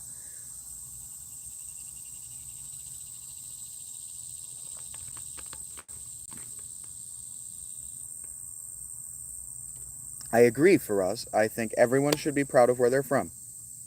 I just also think that doesn't need to come with saying bad things about other places. I will say bad things about other places, but not as a point of pride about where I live.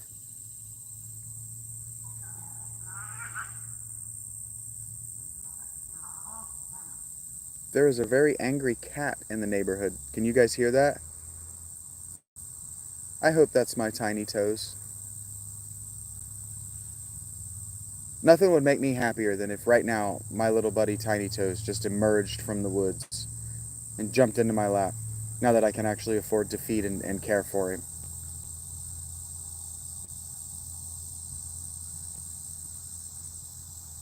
It doesn't make me a good person that I tried to foster him and then he ran away into the woods. But my primary concern was that I not be a homeless, ascetic, religious, monastic YouTuber asking for donations on the internet who also has a kitten that he's trying to feed. I really did not want the pathos of, no, help me feed my cat, really. I can't read, I can't read that. That is what cats sound like when they're humping, Seawag. I would say that the female cat was agitated by the hook on the end of his dangle. 5 pit bulls is way too many for me to manage, Bella, but it's cute that you named one of them Tiny. I'd describe myself as monastic, Seawag, yes. Oh, I was just letting you guys know that if you were addressing that to me, I couldn't read it. I love heavy metal for us. That's correct, Kyle. That's correct. I just like to establish that boundary quick and early. 3 bands that I like. The bands that I have been listening to the most frequently right now are Black Label Society, Metallica, and Megadeth. But the bands that I listened to before homelessness the most were Catatonia, Mastodon, and Opeth. My dad is in left-handed, Bella, but I am not. My left hand is almost useless. My dad actually broke my left hand.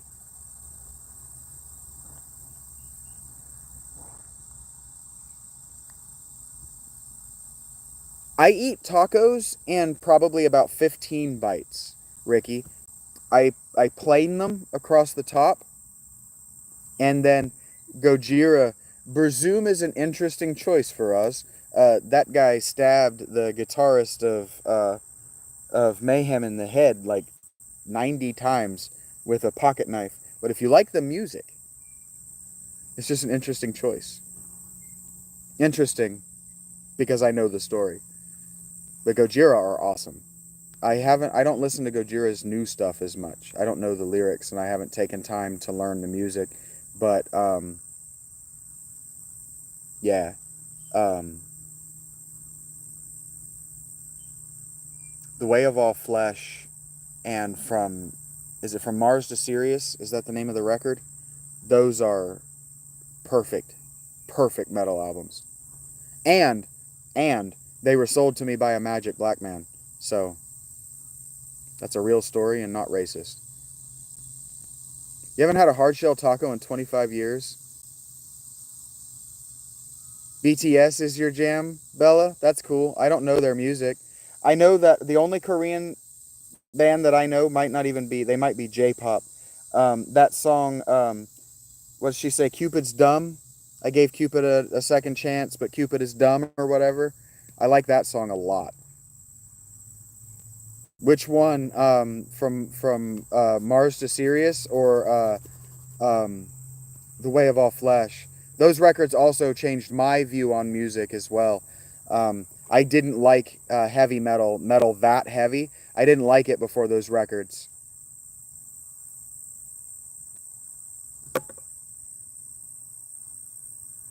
I don't know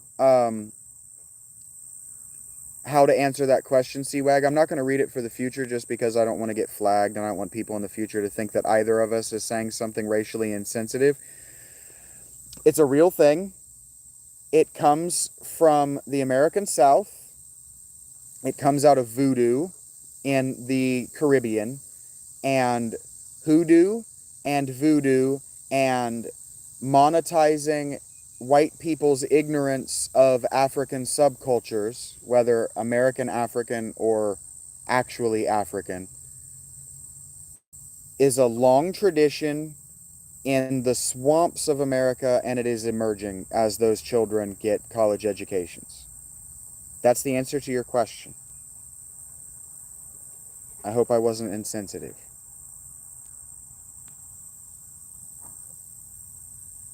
To Anyone is the best K-pop group, and that's the numeral 2, the characters capital NE, and the numeral 1 is the best K-pop group, and Kyle will fight you over that.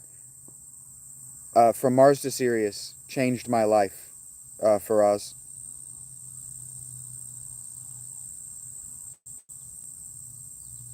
Yeah, Seawag. Um, you're asking a serious question with a lot of racial baggage, but you're not asking it to hurt anybody's question. So I'm taking the question seriously, and I tried to answer it for you. I've done research into it before. I spent time in HRSA in a hospital, and the day that I was committed, HRSA stands for High Risk of Self Abuse. The day I was committed, I was reading the book African Goddesses. So I've done the research into the magic that I'm talking about. You married a Filipino and you've only dated Asian girls? I mean, I have nothing to comment to that, Kyle. If I were doing stand up, I might roast you for it. I don't know, honestly, Bella. I don't know that I've ever met a Korean. I have most certainly met people of Asian racial descent, but whether I've met a Korean, I don't know because I don't ask people their racial heritage. Yeah, for us, as we all owe so much to African culture, especially in music. Like almost all modern cultures have music that's roots in African American music. Not just African American music, but drums. Drums and music today are owed to Africa, and cymbals are owed to your part of the world for us. I live in Ohio, which is in the United States. I don't know whether I've met a Korean girl, but you are a Korean girl, Bella. Heard that. Tarot is not voodoo. That's correct, Jib. So they're working outside of their racial or ethnic or historical magic system because of the ignorance of white people.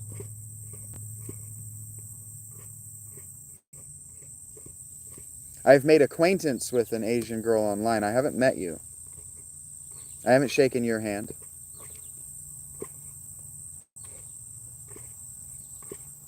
It's okay. I don't know why it wouldn't be okay to be Korean. You have a different relationship with alcohol culturally than what I do. But I don't know why that wouldn't be okay.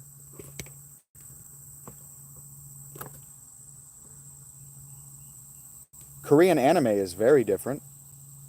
Why do you feel bad? Because you busted your hand like a silly girl? I gotta pee again. I just sucked down that bottle of water. And I said I was committing to at 4 hours, but Koreans are only allowed to have one child. I didn't know that was a thing. Um, but now that I'm out of water, I'm actually going to commit to calling this earlier than that. We'll see when that is, but I'm going to start packing up now. I got to go potty, and then I'm going to start packing up now. Oni? That means, like, cousin sister, right?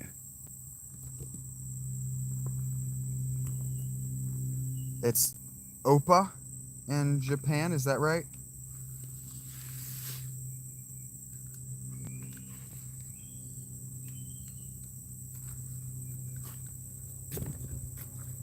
Oh, I meant to mute my mic. You don't.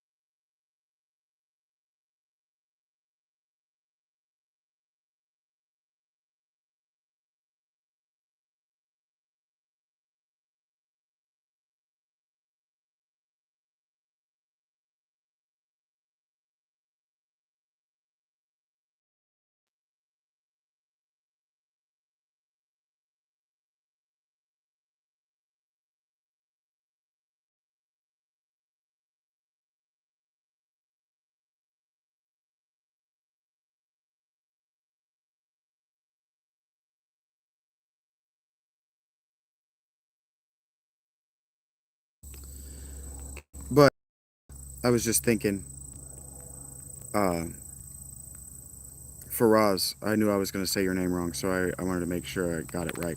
I was just thinking, when I let myself listen to newer bands or when I let myself just kind of listen to the music that's in my soul, I end up listening to a lot of doom and stoner music. So, like right now, I'm really enjoying the shit out of this band, 1,000 Mods, and I really like Elder, and I'm kind of really digging Stone to Jesus right now. Stone to Jesus is working for me.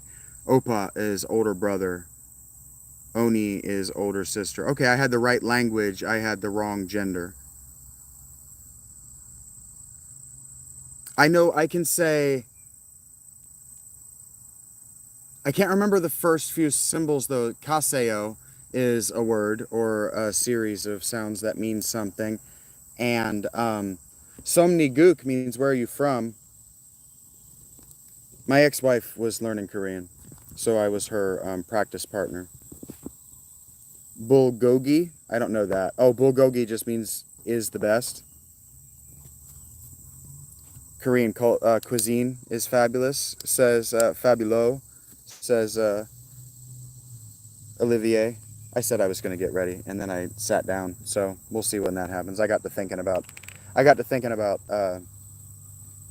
price checking a laptop and a Switch. So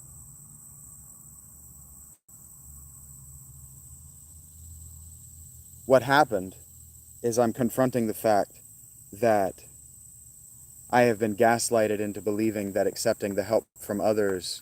I even went with the declarative or whatever that's called.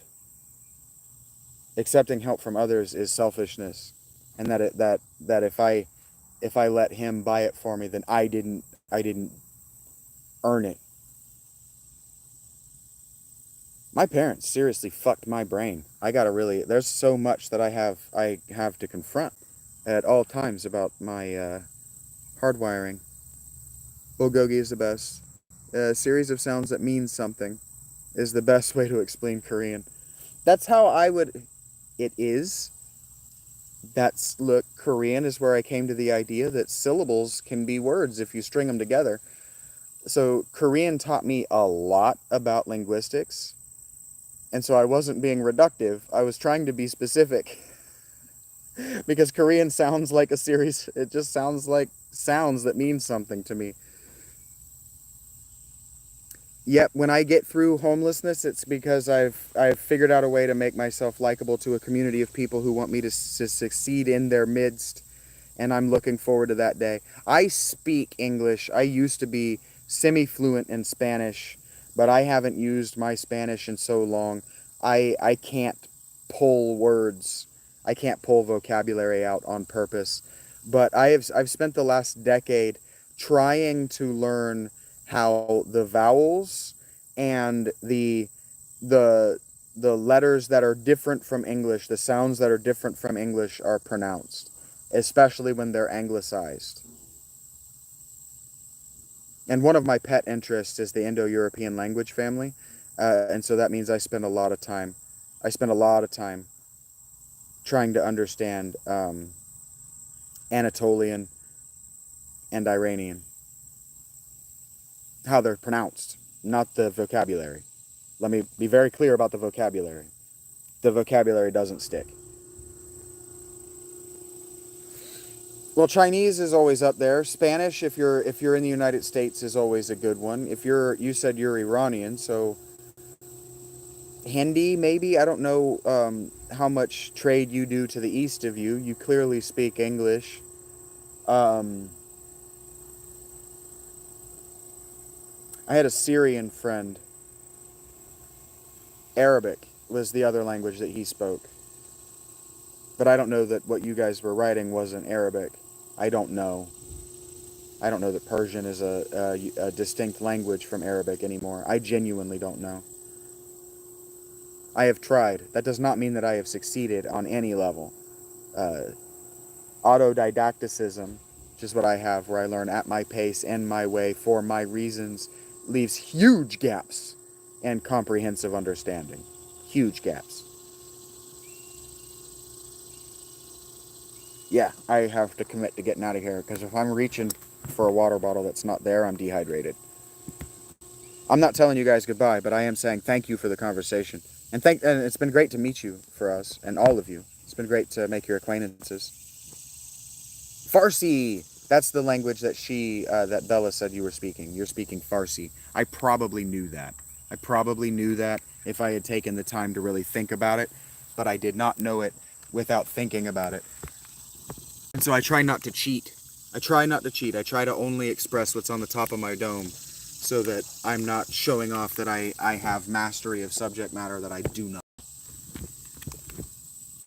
I'm arrogant about my writing, not my intellect. My prose, not my intellect. Maybe not the subject matter I'm writing about, but most certainly the fucking way I put it down. That's cool for us. I appreciate those emojis, is how I should have responded to that. People think that that's cool. So something you don't understand is condescension. But I was just expressing positivity that you expressed yourself. Okay, Fan is not doing anything right now. I'm not eating those granola bars because I have a little bit of jangle jangle in my pocket, and I'm sure that the people who have put that jangle jangle in my pocket would prefer to see me eat hot food. And that is how I motivate myself and talk myself through this trying situation. I think about it too much because I'm trying to be exemplary of the morality that people claim for themselves and then don't live. And my parents didn't love me. And so I'm realizing that some of the things that I'm concerned about are things that only abusive and hurtful people ever even think about. And so I don't know that you guys appreciate it. I don't know that you guys know it, is what I'm saying. I don't know if you know how to value it, but these lives teach me, they give me growth opportunities as much as that I give them to you, maybe more. If I'm being selfish, it's all about an opportunity for me to put myself in a situation that I'm not good at to force growth. Because when I make mistakes, I learn. So do you. The most efficient way, I made a video about this once. It's on the channel, 5 or 7. I did my version of a listicle, which means that I was talking about the subject in the tent, and then I started walking to Panera while I was talking about it. But the 5 most effective, my 5 most effective tips for learning, grounded in the neurology, grounded in recent neurological findings, and not lifted, but supported by great lectures courses like Educating Educators and The Science of Learning, the neurology rather, learning. And so I read these things. I've talked about it so many times. I read these things. I used to read this stuff and I had nobody to share it with. I just had myself to experiment on to see whether they were right or whether they were wrong. And then so after 30 years of that, I started doing this in 4th grade. So 30 years later, I have come to conclusions. And I'm just trying to give back. You can't give what I'm trying to give the world from a retail job. This has to come with me. It's not even that people don't take you seriously. It's actually paradoxical. Because I did this, what I'm doing here, I used to do this from my counter at UDF. My regulars would come in, hey, how you doing? What's up? How's the wife? How's the kids? Make your milkshake. What's going on in your life? And then after a few months of being in one store, I started noticing that the people who responded were drunk. And I don't know if you know this about alcohol, but it has an amnesiac effect on the brain. And I'm not denigrating alcoholics. I'm expressing something that I learned about them, is that they don't know that they have anterograde amnesia and that they can no longer learn. And so they don't know that they didn't know that they were coming to my store to emotionally dump on me like I was a therapist and get that positive kickback in their life, but they couldn't remember any of the specific instances that it happened. They didn't remember any of our stories. Hey, Kyle, take care of yourself. I'm sorry I was looking away when you said goodbye, but take care of yourself, man.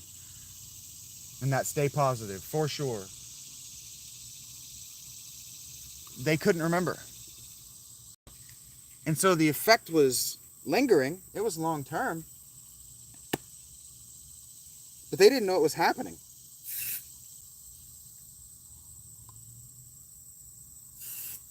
And now you're thinking, oh, this guy needs a lot more credit than what I thought he did.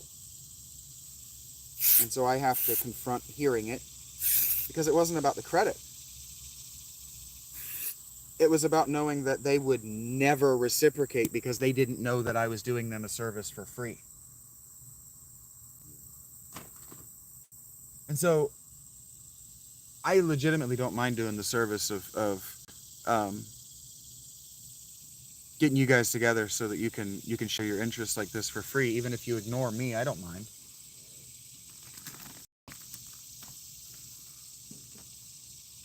But it's hard to believe that when I'm also saying, please, I have value. Go to my Patreon. So it's hard to be saying that. And so that's just another thing that I have to confront and reconcile. Like, as a truth teller, Philaletheia, we haven't talked about that at all today. That's fine. The Philaletheia does mean lover of truth. And that is my religious position, is a lover of truth. And so I'm going to speak the truth even if it doesn't appear to reconcile neatly, because not everything reconciles in a way that's satisfying for our temporal preferences, I guess, is the word I'm looking for. So I have a lot of work to do today on myself, and that's exciting. I love learning where I'm making mistakes, because that means that I can start correcting them. Like I said, error, knowing that you're wrong, knowing where you are in error, is the first step to correcting it, and it's the most effective method for learning. So if you're coming here to see a guy get rapidly better at being homeless, you missed that window. But if you're here to see a guy get rapidly better at being um, a homeless creator, I know my hands are in your face. Like, not doing stuff like that. If you want to see me get better, I will be here. That's what this is for me. And I'm stoked to have you. I'm stoked to get to make your acquaintance. I want to get back to saying that, making acquaintance rather than meeting. Because a meeting is a coming together and an acquaintance can be a passing. Meeting also suggests that you know a person on a deeper level than what you do, that you've come together and I've met you now. I know you now. I've met you here.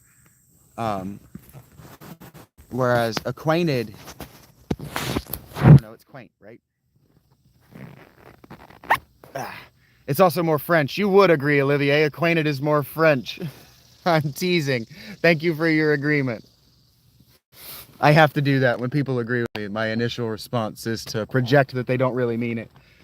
So appreciate that. That's how I say thank you. I hope you can appreciate. Don't let me boss you into appreciate it. Appreciate it or don't. I hope you can. I'm trying to figure out a place I can put you where I'm not crotch shotting, but I can also show off my new shirt. I'm really stoked about this. I've been saying for a few months that once I had some jingle jangle in my pocket, um,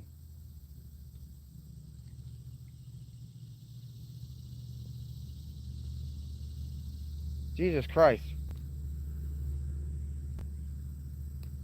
gonna break a damn tooth. Anyway, what was I saying?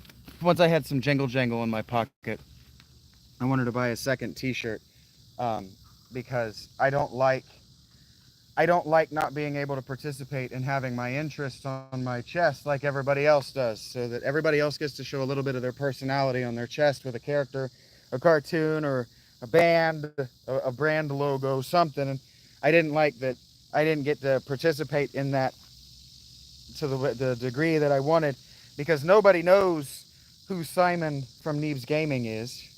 That's too deep of a cut for people to know that I'm making a reference and trying to draw attention to something that I deeply love. And because of my homelessness and the way that she washed clothes, the one I used to listen to, or live with, the way she washed clothes, the the whatever this is called had come off, the paint or whatever had come off. So you can't even tell it's Simon. I've met people, acquainted myself with people here on YouTube who like Neebs Gaming and didn't recognize that that was Simon from 7 Days to Die and the Neebs Gaming guy. So I walked into Kohl's yesterday because the owner of this Kohl's has given me permission to stay here, and I've been saying for months that if you guys put some jingle jangle in my pocket, I would put some in his. And I walked in there and I said in my heart, all right, I've got 15 bucks to spend. If I can find a shirt for under 15 bucks that has an icon on it that's dear to my heart, that's something that I can wear for a month straight without being embarrassed, for under 15 bucks, I'll just buy it. And this was the first shirt I saw, and it was 10 bucks. And they didn't charge me tax on it because back to school stuff. So it's warmer than Simon. It's gonna be hotter in the sun, so I'm gonna want to strip out of it earlier or more often because of the gray. It's just gonna absorb the heat in a way that the light blue didn't. I didn't even look at the color. Literally, I saw it and picked it up.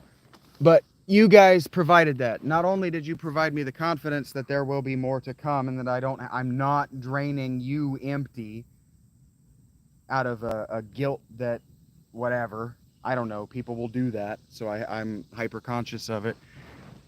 But yay, Jose, what's up? Now I can walk around town with my childhood on my chest and fantasizing in a safe way like everybody else does. I don't look homeless today. That's you guys. That's you guys.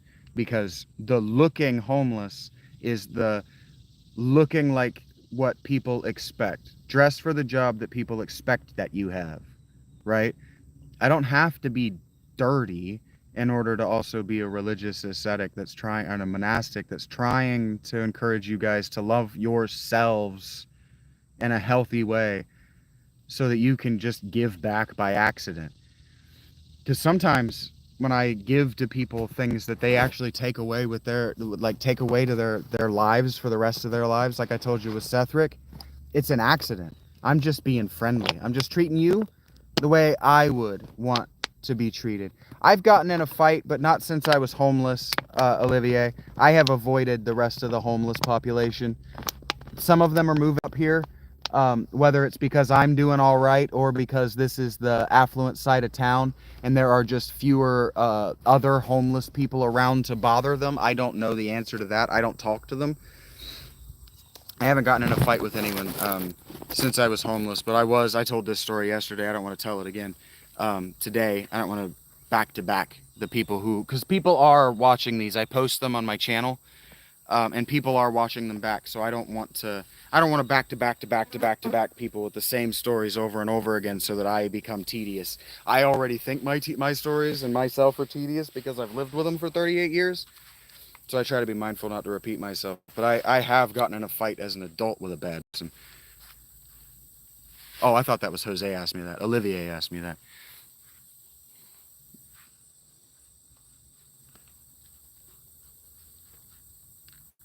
I thought I was going to have to fight a cop in October. It might not even have been October yet. I might have only been homeless for a week.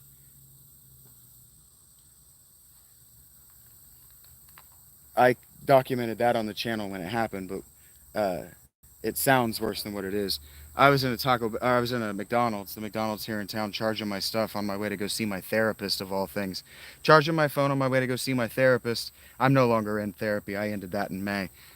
We mutually agreed that she could no longer offer me any help. I had progressed beyond her ability to help, and I didn't want to see another person to have to start over at the beginning and introducing them to what was going on with me and the way I think. If I'm going to do that, that's why I'm live, isn't it? So, I'm sitting there. I ordered a drink on the app because it was free. They offered me a free drink if I ordered on the app. And I said, well, free drink, sit here, charge my phone. How could that go bad? And then half an hour later, my drink hasn't come to my table. So I get up and I stand in line. They're not busy enough for them to be as rude as they were to me. And so I finally asked the kid, this kid gives me a bunch of shit about my drink, about how they didn't bring me my cup to me and all this, trying to accuse me of not actually paying for the drink yet. And finally, I just asked him, I was like, bro, does it usually take your store 35 minutes to make a fucking Coke? And he called the cops on me. So that cop showed up while I was trying to get the number. There's a deer that just ran off that way. Anyway, while I was trying to get the number to corporate, a cop comes in and puts his hands on me. And I told him, you're going to take your hand off of me or you're going to have a bad day. And he goes, I'm allowed to touch you. And I said, you're going to take your hand off of me and you're not going to put it near me again, or one of us is never going to do anything ever again. And then that situation resolved itself with me screaming about how he was a fucking hypocrite and a little dick faggot while he drove the wrong way out the exit and the McDonald's, making a dangerous environment for everybody on their way into the store. Yeah, it's just beautiful back here. The weeds didn't get this tall last year. These aren't weeds, but all of these grasses, all of these plants, they didn't get this tall last year because we've been in drought for the last 5 or 6 years, like all of the Midwest has. It's something that nobody talks about, and nobody has talked about, because it's not a drought that leaves us unable to drink or bathe, or cook. It's a drought that has left our crops unable to grow. And so I was listening to a woman yesterday, and I probably shouldn't talk about it, but I was listening to a woman yesterday who was talking about how all the farms that her corporation managed were seeing, they were seeing record yields, and that they didn't know how they were going to manage all of that corn. They didn't know how they were going to sell all of it. So these weeds are some of these plants are taller than I am. I'm 6'3". They were not this tall last year. So all of the rain, we've bitched about it. We've most certainly bitched about all the humidity, heat index, heat waves, all of this. We've bitched about it.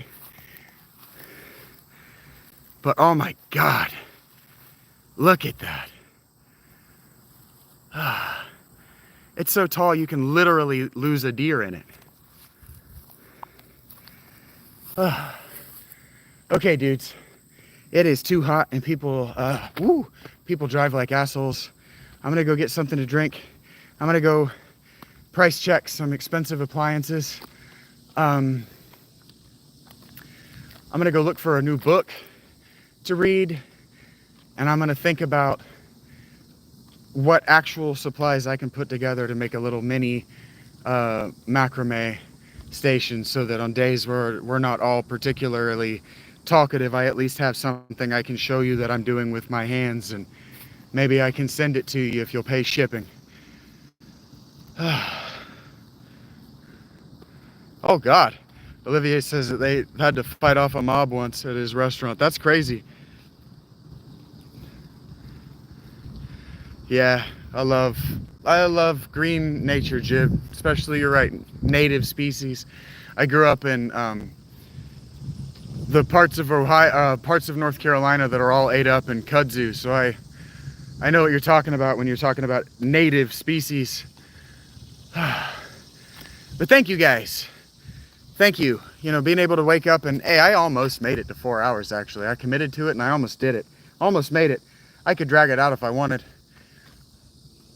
This is the only thing I've ever wanted to do with my life. I haven't left civilization. What I have done is I have just not applied for other work, so I can do what I would be doing there for specifically those of you that have come through, that will come through, for you, the audience present and future. It doesn't seem like much now, maybe, but it'll grow and we'll do something really, really fucking cool with it. And you get to say that you were here super early. Thank you. You're the best. I'm gonna have a good day. You have a good day, or else.